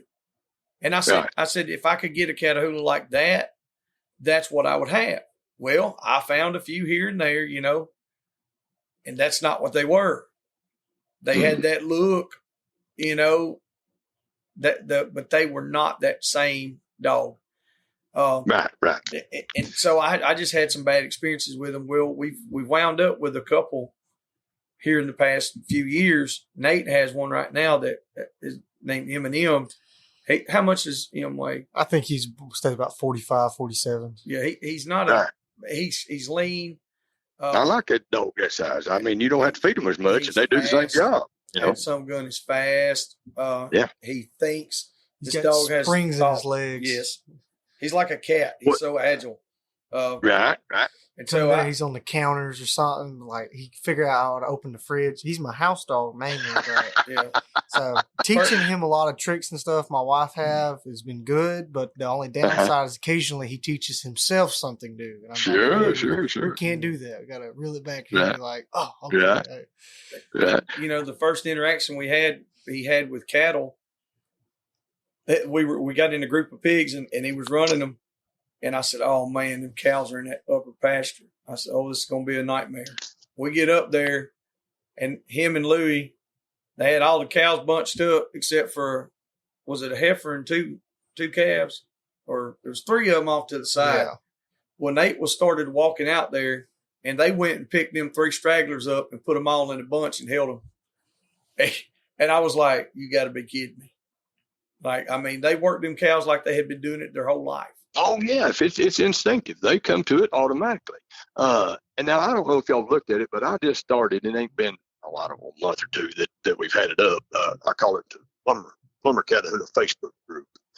And you know, it's growing. I mean, there's some people on there. And it's amazing to me that Facebook hadn't kicked me plumb off, because what we put on there is working dogs. You know, that's what I want. That's what I want on there. Now, there's a few that slide in there with their, you know, other stuff, but I'm going to probably cull them out. But I want to see those dogs working. And most of those dogs on that Plummer group, you ought to go on there and look. Yeah, we'll definitely check it out. And we encourage everybody out there listening to go check it out. As long as you're not selling dogs or puppies. No. I think so. Usually Facebook's not too bad. Well, I mean, you know, you were talking, Nate, about your dog opening the icebox for you and that kind of thing. One of my dogs that guys got, he told me, he said, Mr. Plummer, he said he gets so excited to work cattle every day. He said, when I pull up in my truck, said he'll jump out of the truck and go open the gate for me. And he'll swing the gate all the way open. He said, I've tried to get him to quit. He's wearing his teeth down. He said, because there's a chain latch on that thing.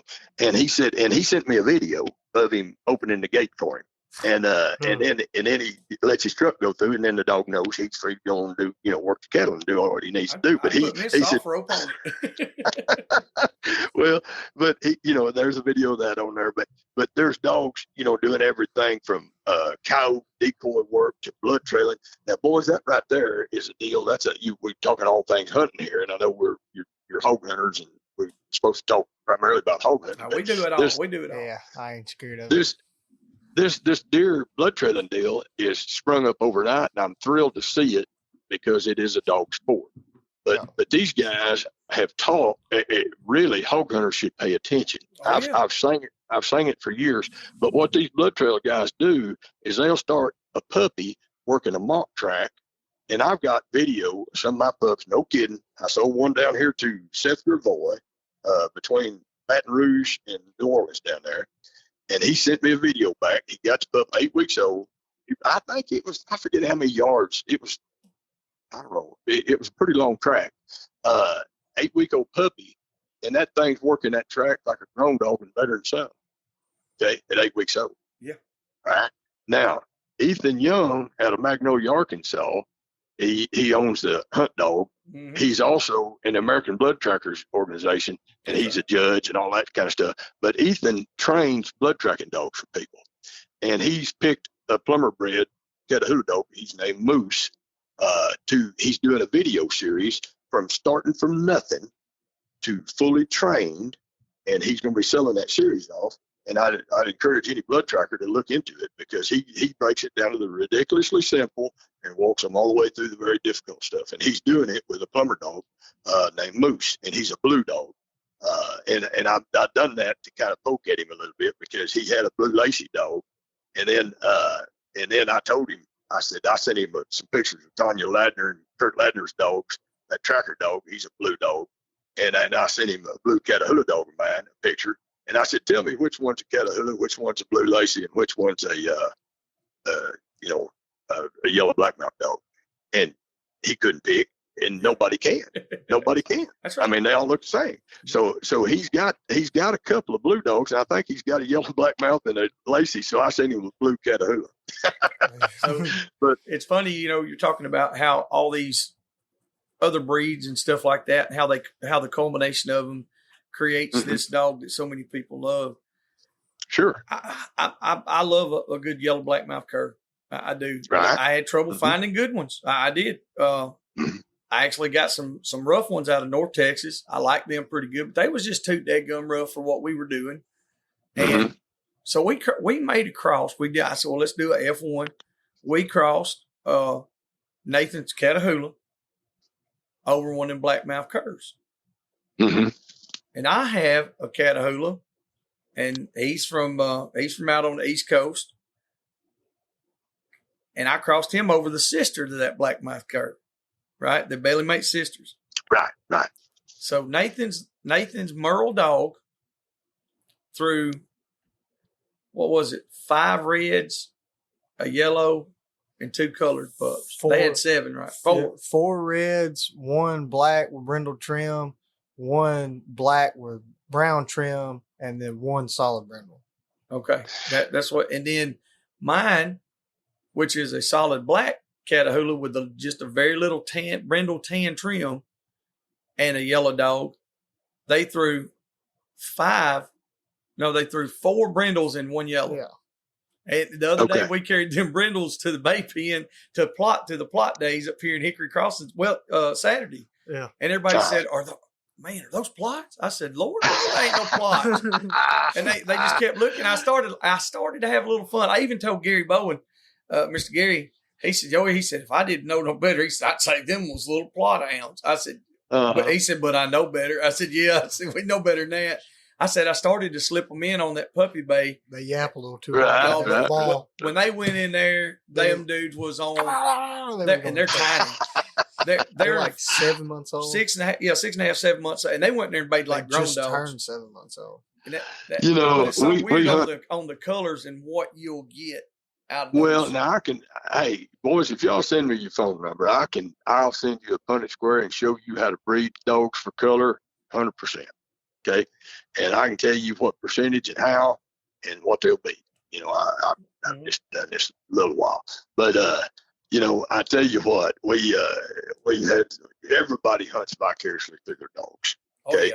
So if that dog is doing good out there, he's an extension of your character. You get a dog that when you hunt him, he makes you happy. That is what you expect out of the dog, and that's what you expect out of you. So if the dog's doing that, you're happy. If the dog doesn't, then you're embarrassed, okay? And you're dog shopping.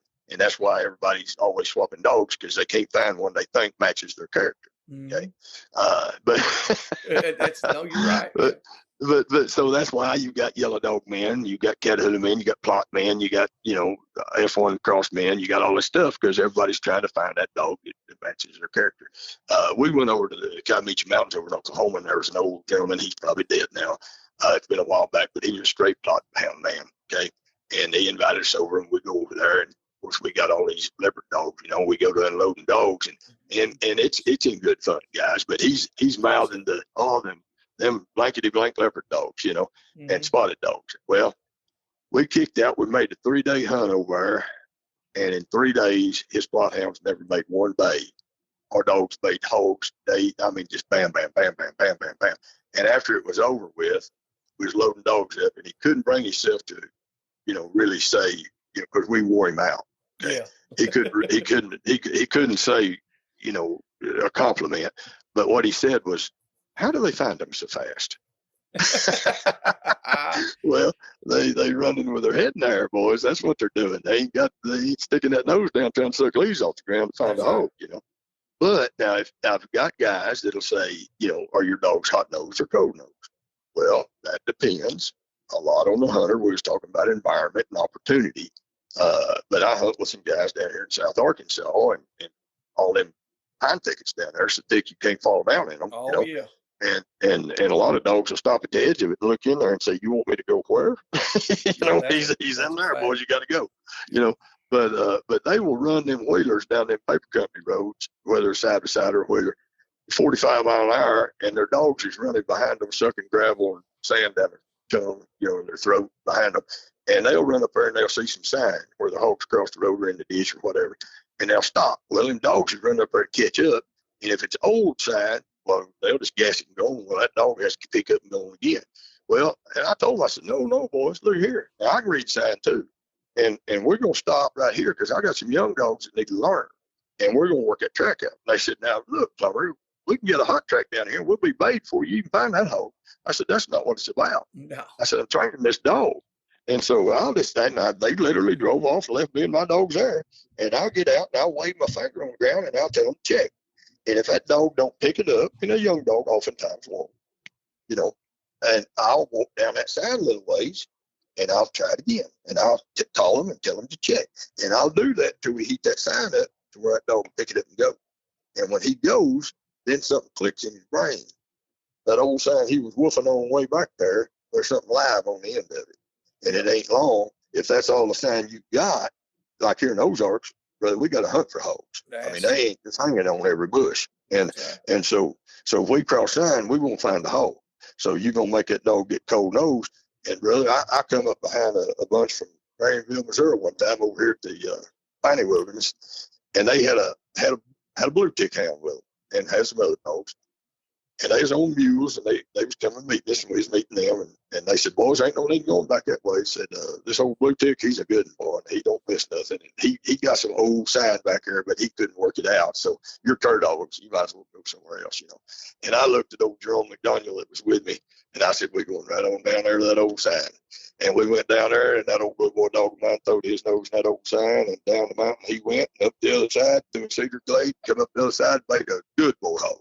And that blue tick just walked off of it, So you can have a cur dog that can sure enough cold track, but and they can hot track too. But that's another reason I like it, like a cur dog. But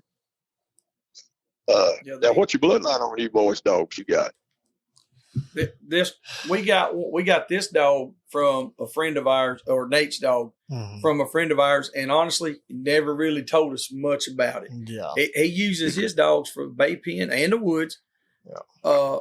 And we used him for the woods, and we actually started carrying him to a couple of bay pens. And I ain't gonna lie, he does very, very well. He'd do about whatever you want him to do. Yeah, I've had him out here treeing squirrels, treeing coons, sick him on cat. Yes, sir. He's got a great handle. He's got a real good head on him. Sometimes the handle really, really makes it easy, and sometimes I'm like, I don't know why I made this dog listen so much, because now he's he's looking at you waiting for the command. He's like, all right, what now? I'm like, go. What does that mean? And then the ones that I wound up with were from Joy and Lanier Shaw in Georgia. Shaw's Catahoulas out of Georgia. And I got two of them. I got brothers. They were, I think, just a touch over a year old when I got them, maybe 14, 15 months. And we got them strictly to bay pen with, because we were going to a lot of the bay pens. They do very well in that. I mean, Chaos got a first place win this weekend. they're going to go to the bay off nearly every single time, or they're going to place every time. Well, that's good. But like you said, I put Junior, which is the one of the brothers. So I started woods hunting them. They got in that pen. They didn't want to take a whooping. They would loop out, and I was like, all it is, they're scared. They don't know what a good whooping is, and so we started hunting them. And the first time I turned Chaos loose, he slung rocks and dirt and kicked out for about 600 or 700 yards, and he wouldn't come back. We had a hog going, but he went the other way. I said, he's just running around acting crazy. And so we go down here, and I'm up there and I'm hollering. I'm like, get down here, the hog. He's up there baying, just yo. I said, what in the world is this dog? So anyway, I said, just forget him. We got a big boar hog. Let's get it. We get down there, we come back. This dog is cut. I go over there, there's a dead hog that they done killed. He's pot gutted. Yeah. He's done Oh no, he's done ate half this pig they killed. So, and I thought he was up there jacking around on the side of the mountain. Hey, boys, you got a dog that'll bay a dead hog. He's a dandy. Well, no, he caught it. They caught it. They bait it. Then then he killed it. Then ate it. Okay. I said, yeah. I said, well, Lord, hey, he is a dandy then. Yeah, I said, well, it was a show, probably 40, 50 pounds. So I got tickled then. I said, well, I'm going to take his brother. His brother's even more wired up. So we have him, and he's bad to bark in the box. Bad. And I was like, well, we're going to fix this problem. Well, when we went hunting, he didn't really bark. Well, he's going through this holler. He starts barking. And I told Nate, I said, that son of a gun's fired up. Probably armadillo up here in the road. Well, we stopped. He was rigging and you didn't know it. Well, that first time we turned the other dogs loose, and they didn't really do much. They piddled around a little bit, but wasn't nothing there they liked, so we loaded them back up. And he would only go about 400 or 500 yards and come back. But now keep in mind, I never hunted them. All they know is from from the tie out to the bay pen and back and forth. Right. Well, the second time he done it, that's when I told Nate, I said, I think he's rigging. And we stopped and let them out, and they went about 100 yards. And I mean, every dog opened up. They were screaming. I said, yeah, we in hogs right here.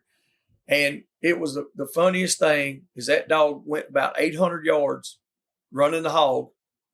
He turned around and ran back to me as fast as he could and just stopped and sat right in front of me and looked up and was sitting there shaking so bad he was about to piss on himself. And I said, okay. And he took off and he was gone for a mile and a half. So he went back to him. He's never been able to. I never let him really get out of my sight when we're at these events. We don't let them off lead. When I walk up to their tie out or to their chain set, I walk up and I tell them, wait. They sit down. I clip them up. Then I say, okay, and then we can go. And I guess it was just funny the way it happened. I was like, well, I guess he forgot to get permission. Well, that's probably it. They learn, just from their experiences of what they do and the way you boys was using them. He just coming back to check on you, That's right. And then when you sent him, he went back, And that son of a gun, he went out there and he bait. And we've done where we're at, Mr. Plummer, we got to kill every hog that we catch. Sure. So what we've been doing is if the dogs get like deep down on the river or something, because we don't have a big population of hogs. Right. If we know it's a big old, good old boar hog, we'll call the dogs out and let him go on. We'll run him again later on. And we're not breaking any laws because we're not catching. Sure.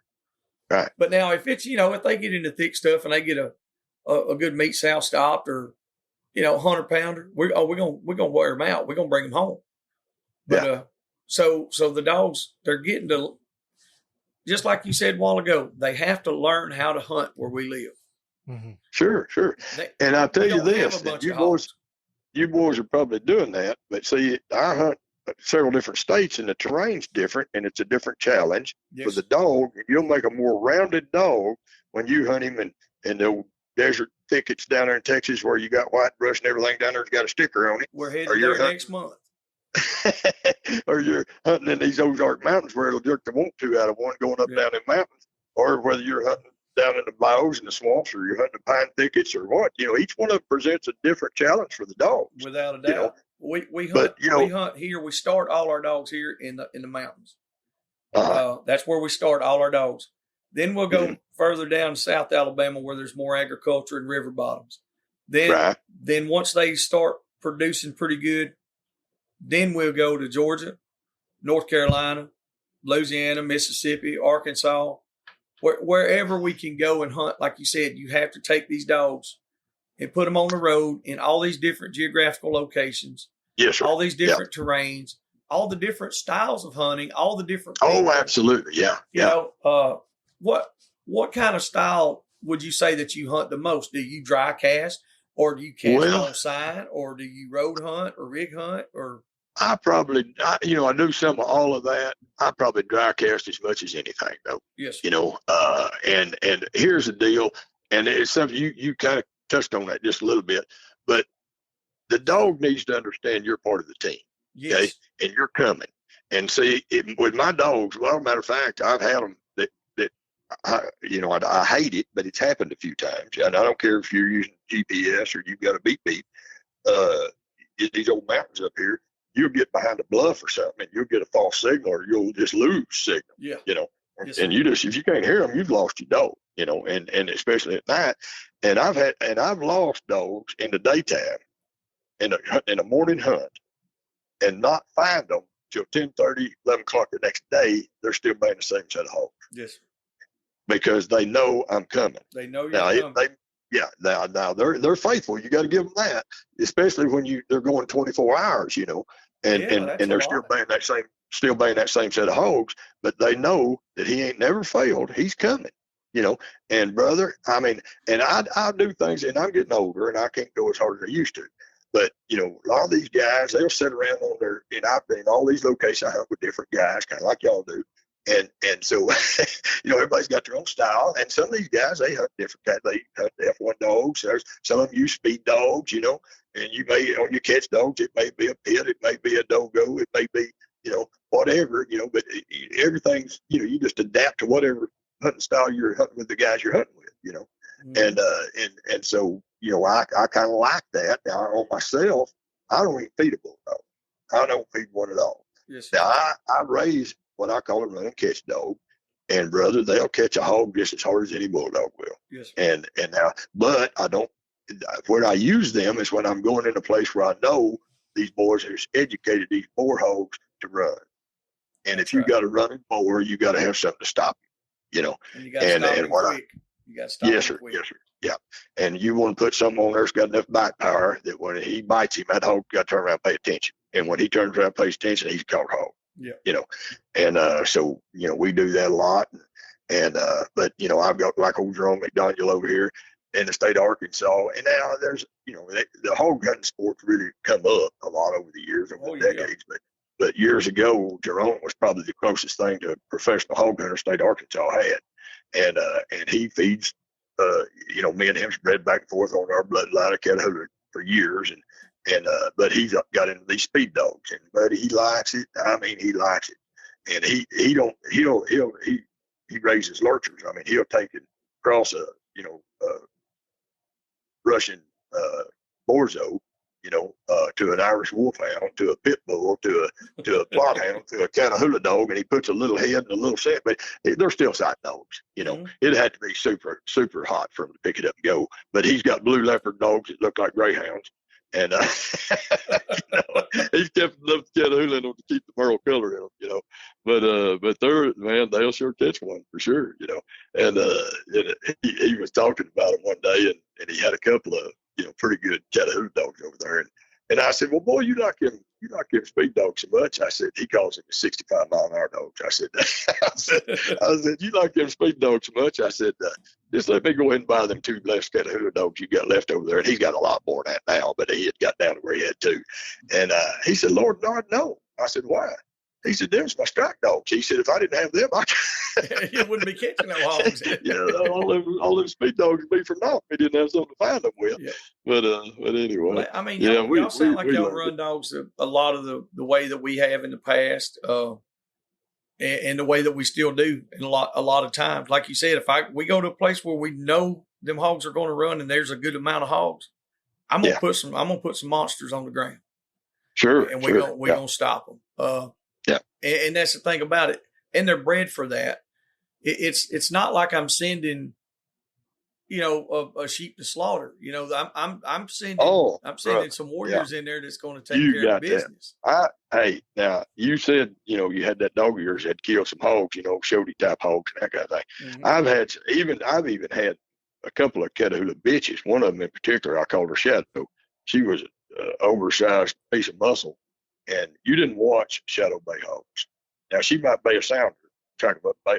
Yeah. She's just baying them long enough to figure out which one she's fixing to catch. Yeah, figuring out what she's fixing to mess. And if she went in there by herself and she was far enough ahead of you, she'd kill her hog and she'd strip the tenderloins out of it before you could get there. Yep. But she'd eat them. And she made me so mad so many times, because she knew just what the good part of the hog was. But she'd eat them tenderloins, and then she'd have part of she'd start working on the hams if you didn't get there quick enough. Yeah. But boy, they can be rough, And it's a battle of the titans. And if it wasn't a challenge, we wouldn't do it. It wouldn't be fun. Oh no, it wouldn't be fun at all. I like your little terriers, man. I tell you what, I have considered them myself. The little dude's got spirit and fire like nothing else, and I could appreciate them. Once I got started getting into the cur dog. Once the hogs started running real bad where we're at, mm-hmm. I started getting away from them a little more and a little more. It's the reality of it. Preference is one thing, but performance is what I have to have.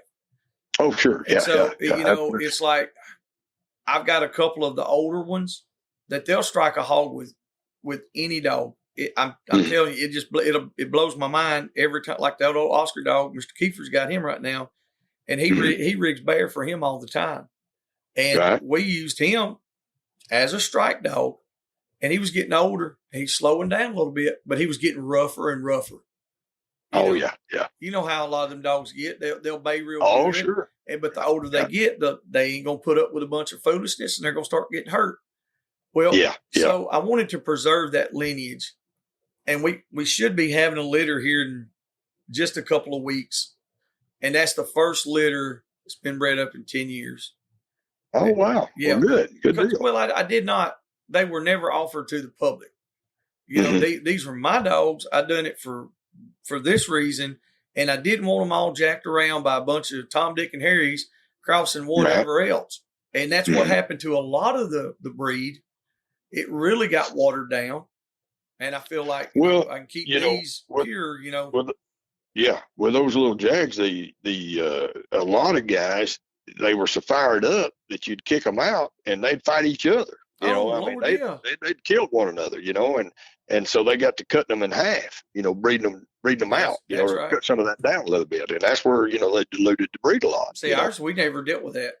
I mean, every now and then you'd have them young ones that would argue a little bit. But now the stuff that was immediately from like Czechoslovakia or Lithuania, now them rascals was going to fight every time. I mean, they would fight each other, and they'd go hunt for 6-7 hours, catch something, then they fight each other, and then you know what I mean. They were going to fight, and I got tired of that.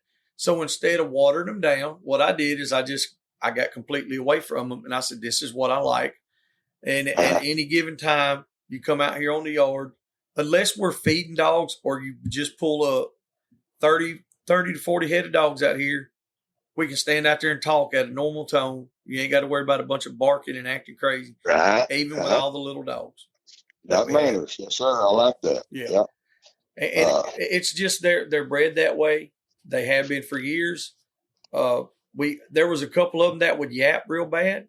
They were not in the breeding program. They hunted, and we hunted them, but they were never in the breeding program. I didn't want that. Right. Yeah, that'll carry on. You got to watch that for sure. I tell you, talking about them fighting like that. I made it. There's superintendent schools over here. He's got more degrees than this. Carter's got little liver pills, but he loves to hog hunt. He's a big fella. The only problem is he don't have no hog dogs, so he's got to call me. So he'll set up a hunt and he'll call me and he'll say, "Plummer, we got a hunt over here to Glade Top." Well, we went over one day and we went to a century farm over there, And in Missouri, a Century Farm is a farm that's been in a farming operation in the family for over 100 years. They give them a Century Farm designation and cut them a little tax break or something, you know. Well, this was Century Farm. And we pull up over there, and the old woman that come out to meet us looked like she was old as a farm was. And brother, her happy face was her sad face was her mad face. It was all the same. Mm-hmm. And she come out there, and I said, and she had some rooting plumb up against the barn wall of her barn. And I said, it was a 2-hour tug for us to go over there. And I had put my dog box on the back of the trailer, which normally it was in the back of the truck, you know. If I had any, you know, trouble in the box, I'd know it, you know. Well, I had it on the back of the trailer, behind the wheelers and all that. We didn't know. We'd had a dog fight back there. Well, and then 2 dogs, I had killed them before. I mean, for long times together. They just, you know, my dogs know they ain't supposed to fight. Now, they know that. We're not raising fighting dogs. Mm-hmm. And so anyway, she comes out there, and I seen some rooting up against the barn wall there, and I said, ma'am, I said, you got some hog trouble here. And I said, we're going to kick out on that here in a minute. We're going to lay some hogs for you. And she never smiled. I just fell in love with her right then. She looked at me and she said, sir, she said, there's been men here before, and they had dogs. They've had 4-wheelers and horses and mules and bows and arrows and guns and knives. And she said, far as I know, had nobody killed a hog. She said, what makes you think you're going to be any different? I just said, ma'am, I said, look, I can't smell a hog on my best day very good. I said, but my dogs can. I said, but my part is to know how to read sign. And I'm going to put them in that sign. They're going to go lay hogs for you. And so her son is standing there, and he's about 55 years old. And he said, sir, you sound awful confident. He said, I've got a horse. He said, you mind if I go with you? I said, well, saddle him up. Let's go.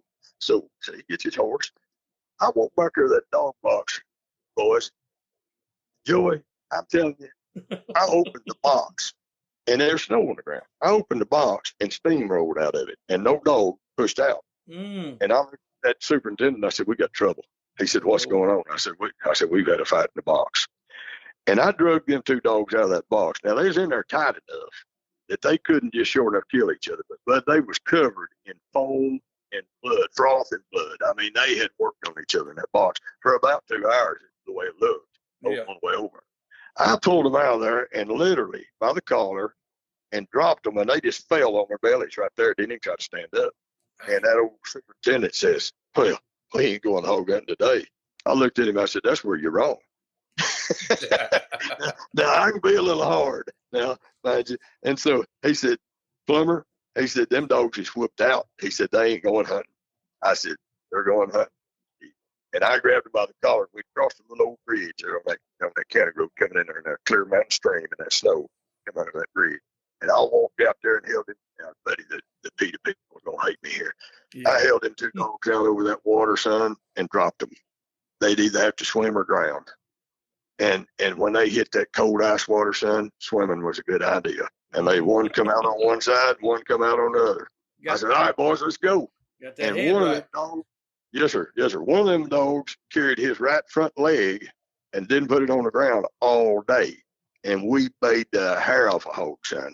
And that old boy that went with me, you know, her son, he had never had that much fun in his life. It lit his wood on fire. He said, Mr. Plummer, I got to have a hog dog. He said, I ain't never had so much fun in my life. And he said, would you sell me a dog? I said, no, sir, I won't. I said, I'll sell you a puppy. And I said, in about a year, you'll have your good started dog. And he said, no, sir, you don't understand. He said, I got to go now. I said, well, I understand. I said, but I can't help you. So we went home. They called us a year to date later almost, come back over. Well, I show up this time, and he's already got his horse saddled, and he's got a tweed or a patchwork, if you call it, Catahoula dog you've ever seen standing beside him. He kind of puffs his chest out and he says, you mind if I go with you again this year? And I said, no, sir, come here. I said, I see you got you a dog. He said, yeah, I got me a dog. I said, by chance, where'd you get him at? He told me. I knew of the breeder, didn't know him personally. And I was kind of curious to see how the dog was. So he said, can I bring him? I said, yeah, bring him on there. So we kicked out and went. My dog went to work. And I'm making excuses in my mind for his dog. I'm thinking, Catahoulas a little hawky sometimes around new people, new dogs, that kind of stuff. He's going to take a little while to get used to everything. Well, no, that wasn't it at all. He never went, not at all. My dogs went we made a couple of boar hogs in the brush top down there on the slope of the hill. And we're standing up on the top. And I looked over said, and I shouldn't have done it because most of the time I don't care what your dog does. If you like him, I love him because I ain't feeding him. Okay. Mm-hmm. And so, but I let my mouth get away from me, and I said, I'd kill that dude right where he stands. and he said, what? I said, well, the cat's out of the bag now. I said, yes, sir. I said, that dog right there is what's wrong with the Catahoula breed today. I said, he ain't got 1 ounce of instinct. I said, I promise you, I could go to the dog pound, get a kennel full of dogs that would have enough instinct to fly off this hill and go down there and help my dogs back. Yeah, if all the dogs are down there baying, shoot, yeah. Yes, sir. Now, they might not hunt that hog up, probably wouldn't, but they would go bay it. Yeah, they at least go down there and see what's happening, Yeah, and I said, your dog ain't even doing that. I said, I'd carry his collar back out of here and his hide would drop in the ground right there. Yeah. But he didn't kill his dog. So, but that's what happens, when you got pretty dogs. But, boys, I pushed y'all way over on this deal. We're good. I'll be honest with you. That's what I was just telling Nate just a minute ago that have to get you on again. Yeah, we'll do a part 2 on this. We'll figure out when we can get it scheduled, see how quick we can do and what we might do. Like, because this is a good combination of, education, good stories, and that's what people want to hear. Brother. All the good cut and dry black and white stuff, about genetics, performance, breeds, breeding, different things like that. That's great. Then you throw in some good stories or good life experiences and stuff. It's a recipe for perfection. So definitely, if you're interested in it, we want to do a part 2. Oh, absolutely. I'd love to, guys. I tell you, I would love, I love to see, people think, just because I've raised a Plummer bred Catahoula dog, that I'm so stingy about it that I don't like nobody else. That's not true. I want everybody that gets a hold of one to have success, whether it's my dog or somebody else's, because we need dog hunters out there representing and working and doing. And if you can have a dog, if you're stepping into the hunting sport and you've got a dog that represents you vicariously, and that dog goes out there and does what he's supposed to, or you think he ought to, and that's the difference. See, Nathan, we may like a different thing out of a dog. I went down to Tinsman, Arkansas one time, and Jason Beard and Ernie McElroy went down there with me, and we met some other guys, and we caught. I brought 2 dogs. I brought a bay dog and I brought a running catch dog. I called him Gentleman Jim. Now that was a misnomer because there wasn't nothing gentle about him. but we caught 5 boar hogs as fast as we could geograph, get a GPS on them and go to the next one. They had a hog trader with a live trader pin on it, and they was coming by and picking up our tied hogs, and we caught 5 hogs as fast as we could run. Now, and so I'm getting pretty give out about that 5th hog, and we're coming up this slough. Jason Beard's on the other side of the slough, and I'm on this side, and we're bait up there at the head of the slough. And I know that dog is going to roll out again, because he had subtract, multiply, divide. He's not going to stop until he gets them all, he thinks. Yeah. And so I hollered at Jason across the slough. I said, if that dog peels out your direction, you catch him. And he looked at me across that slough, and he said, I don't believe I want that much dog. well, the difference in me and Jason's, I won't ever build that much dog, and some guys don't want their dogs to cast very far. Now, I don't want no beeliner dog that I got to turn loose here and go get him 26 miles from here. He crosses, no telling how many tracks because he's not circling and looping and checking. He's just beeline. I don't want that, but I want my dog I want him to exhaust the area and hunt it, Mm-hmm. And if I don't care, guys, if I'm out there hunting and you guys are hunters and this is the fact, there's times in the day, whether it's barometric pressure, heat, or whatever elements, that the game's not moving, Yep. And if you don't have a track to pick up, and them dogs, they've hunted and they looked and they checked, and then they look back at you like, there's nothing here. Do you want me to keep going? Absolutely. If I'm hunting, they better be hunting. I agree. And it's the old saying, even a blind hog can find an acorn every once in a while. We love to stumble across one. And that happens. If you will never catch one sitting on the damn couch. Oh no. And another thing, like I was going to say a while ago, like a lot of them guys will get their GPS out or their Garmin system, and they're looking. And the boys in Texas are terrible at this. They got rivers down there that ain't as big as our creeks, and they Yeah. and they'll be plotting the point. Say, well, we can drive around to this bridge and go around and 10 miles around over, and we can come back into, and we'll be 50 yards closer, or whatever. No, sir. No. When that dog, the quickest way is the straight way the dog went in, and that's where I go. And they're like, "Where are you going, Miss? I'm going to the dogs. Well, I'll see you there." And they may drive around, make that loop, and come over there while they're sitting there whistling Dixie. My dog's out, and I want to be there for him. I want to get there as quick as I can. And like I said, I'm getting older, and I'm not as fast as I used to be, but we're still going, we're still going to get there. Yeah, that's the same way we try to do it. We try to just get to the dog. I think that has a lot to do with the way we all hunt in the terrain that we hunt. Like you said, I can't just jump out on the road and go around. Like you said, our creeks are bigger than their rivers. Yeah. A lot of our rivers, and I've had guys, I was like, well, they bait on the other side of the river, or I want to cut the dog off before he crosses the river. And they're like, well, why don't you want to go across the river?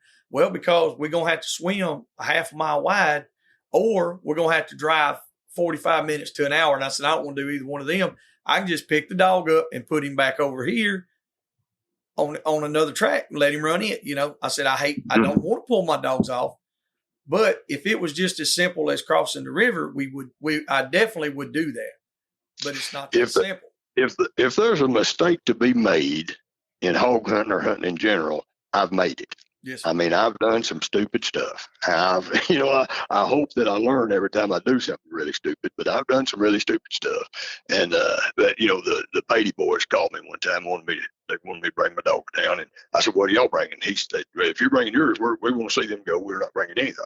I said, okay, well, we went down, and I told them, I said, well, boys, I've sent my tracking unit off to be repaired, and I don't have one. I hate to turn this dog loose without a tracking unit. And they said, oh, you don't have to worry about it, Mr. Plummer. We've got 13 continuous miles of Saline River leased. It's flat down here. You can't lose a dog. Well, I know better than that, boys. I know better. but my desire to go hog hunting overwhelmed me, and I went. Well, I brought 2 dogs in a bitch, and when they turned off the river bar, went up that river road there, we made the first set of hogs. We made 5 hogs first. And we caught one and killed one right there. And I was watching traffic go down that river bar through the timber. And I said, boys, we're too close to the road. I want to go back up the river. I turned around. And I said, where'd that blue leopard dog go? And they said, oh, he went up the river. Boy, go. I said, oh, no. And I turned and grabbed them other 2 dogs and threw them in the box on the wheeler. They said, what are you doing? We thought we was hog hunting. I said, we are, but we're going to find that dog first, because I don't have no tracking unit, and I'm not going to lose him down here. They said, oh, God, so here we go. We went up that river for 4 hours looking for that dog. Mm-hmm. Saline River was bank full in January. It was cold, buddy. And I found him laying in a cane thicket across the river. Well, I'm starting to shut my boots. I'm fixing to swim the river no matter how cold and steep swift it is. I got to get my dog. And about that time, I see two fellas coming into that cane thicket with their guns. And I hollered at them. I said, hey, fellas. I said, that's my dog laying in that cane thicket. And I said, I don't care that you kill the hog. Matter of fact, I prefer you would. I said, but if you don't mind, catch my dog while you do it. Oh, yes, sir, we will. Well, they went in that cane thicket, bang, bang, shoot them up. A little bit later, they come walking out of there, blood up their elbows, didn't have my dog. I said, hollered at him. I said, where's my dog? They said, well, sir, we couldn't catch him. He turned and went north. Well, that's away from me. All right. Well, they're on another lease over there, and we didn't have a key to get in over there. All right. Them boys had come up out of Mississippi. There was a bunch of doctors and lawyers, and they had some red bone hounds and some yellow black-mouth dogs. They started hunting my dog. All right. They killed 13 hogs off of my dog. Lord. And so I'm upset, to say the least, because I'm locked on this side of the river. They're on that side hunting my dog. Well, so I called somebody that's in that lease, and we got a key about dark, and I went in there, and I couldn't find him nowhere. Couldn't hear him nowhere. We drove up and down, nothing. My heart's sinking. I think these guys from Mississippi done stole my dog. All right. So I drove to that little old town. It was 2 hotels, and I checked both of them, found them Mississippi plates, and I went to dropping dog boxes or tailgates.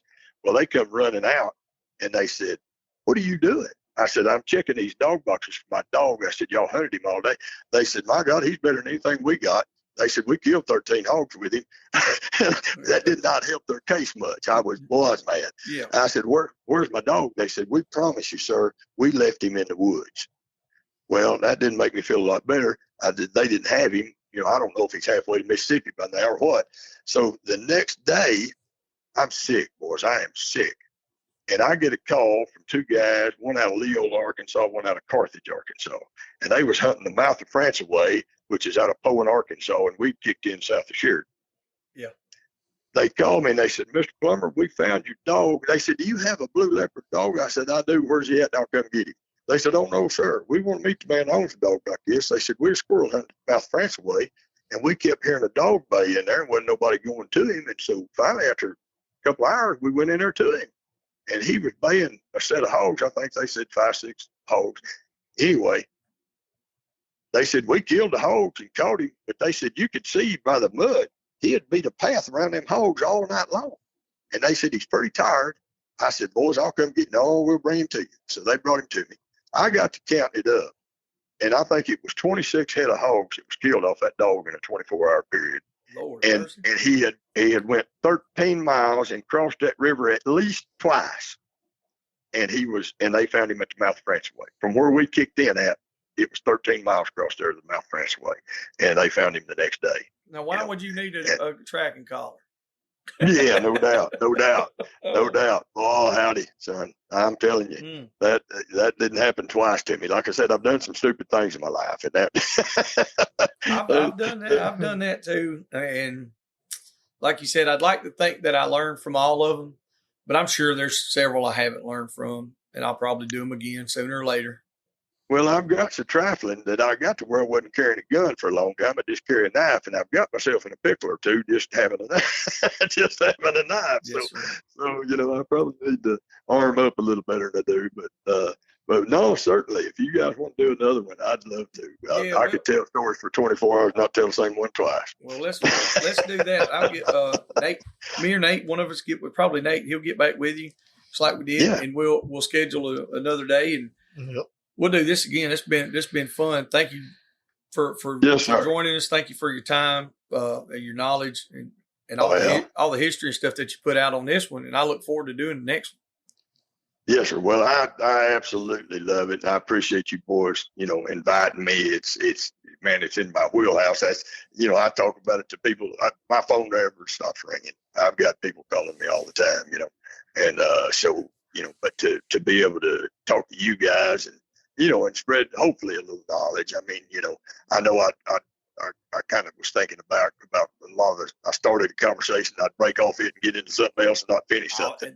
Hey, that's what we're known for. I'm known for cutting people off, interrupting. I can't stay on topic, but we're going to get a bunch of stuff in there, and some of it's going to be great, but all of it's going to be good.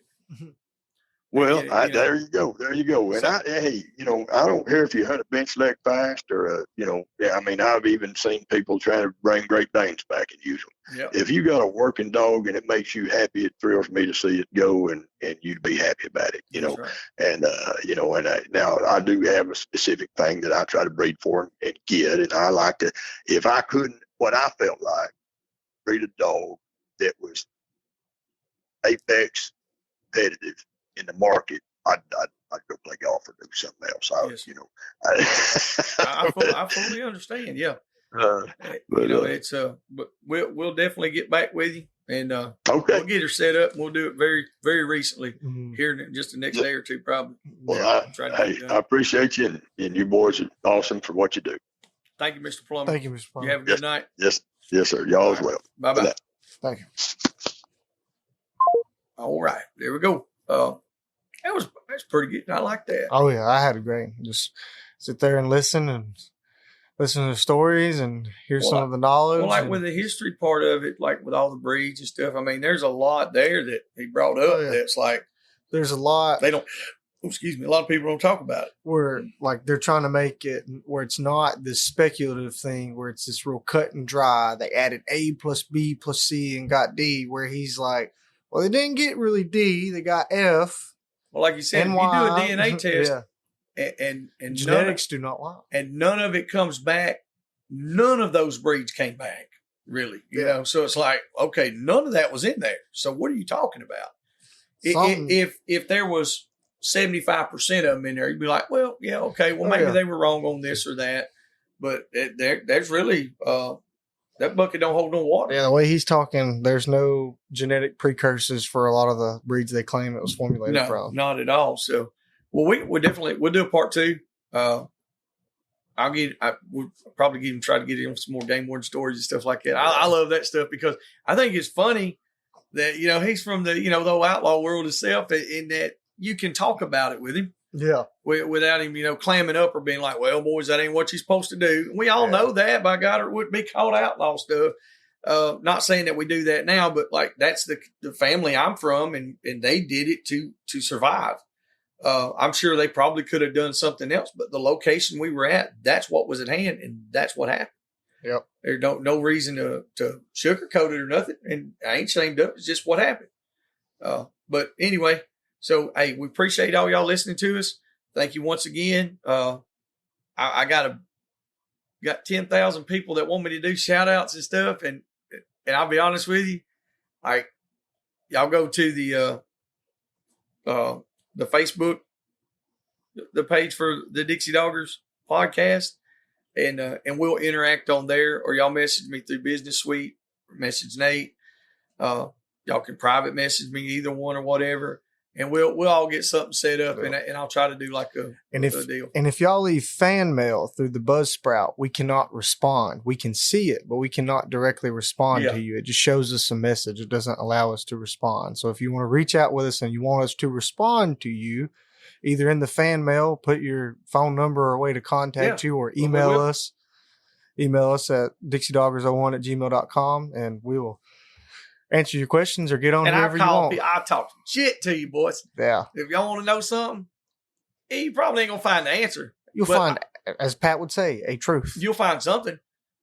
You'll probably find yourself down here sleeping in my camper in the front yard, listening to me doing a podcast in the shed while the dogs are barking, raising hell, and I have extreme diarrhea all the time. It's a tough life, boys. It's a tough life. All right. Hey, we love y'all. Thank you so much for everything that you do. And until the next time, we'll see y'all. Thank you. Hope you enjoyed that episode. If there's anything or anyone you'd like to hear on the podcast, or if you'd like to come hunt with us, don't hesitate to contact us at dixiedoggers01@gmail.com.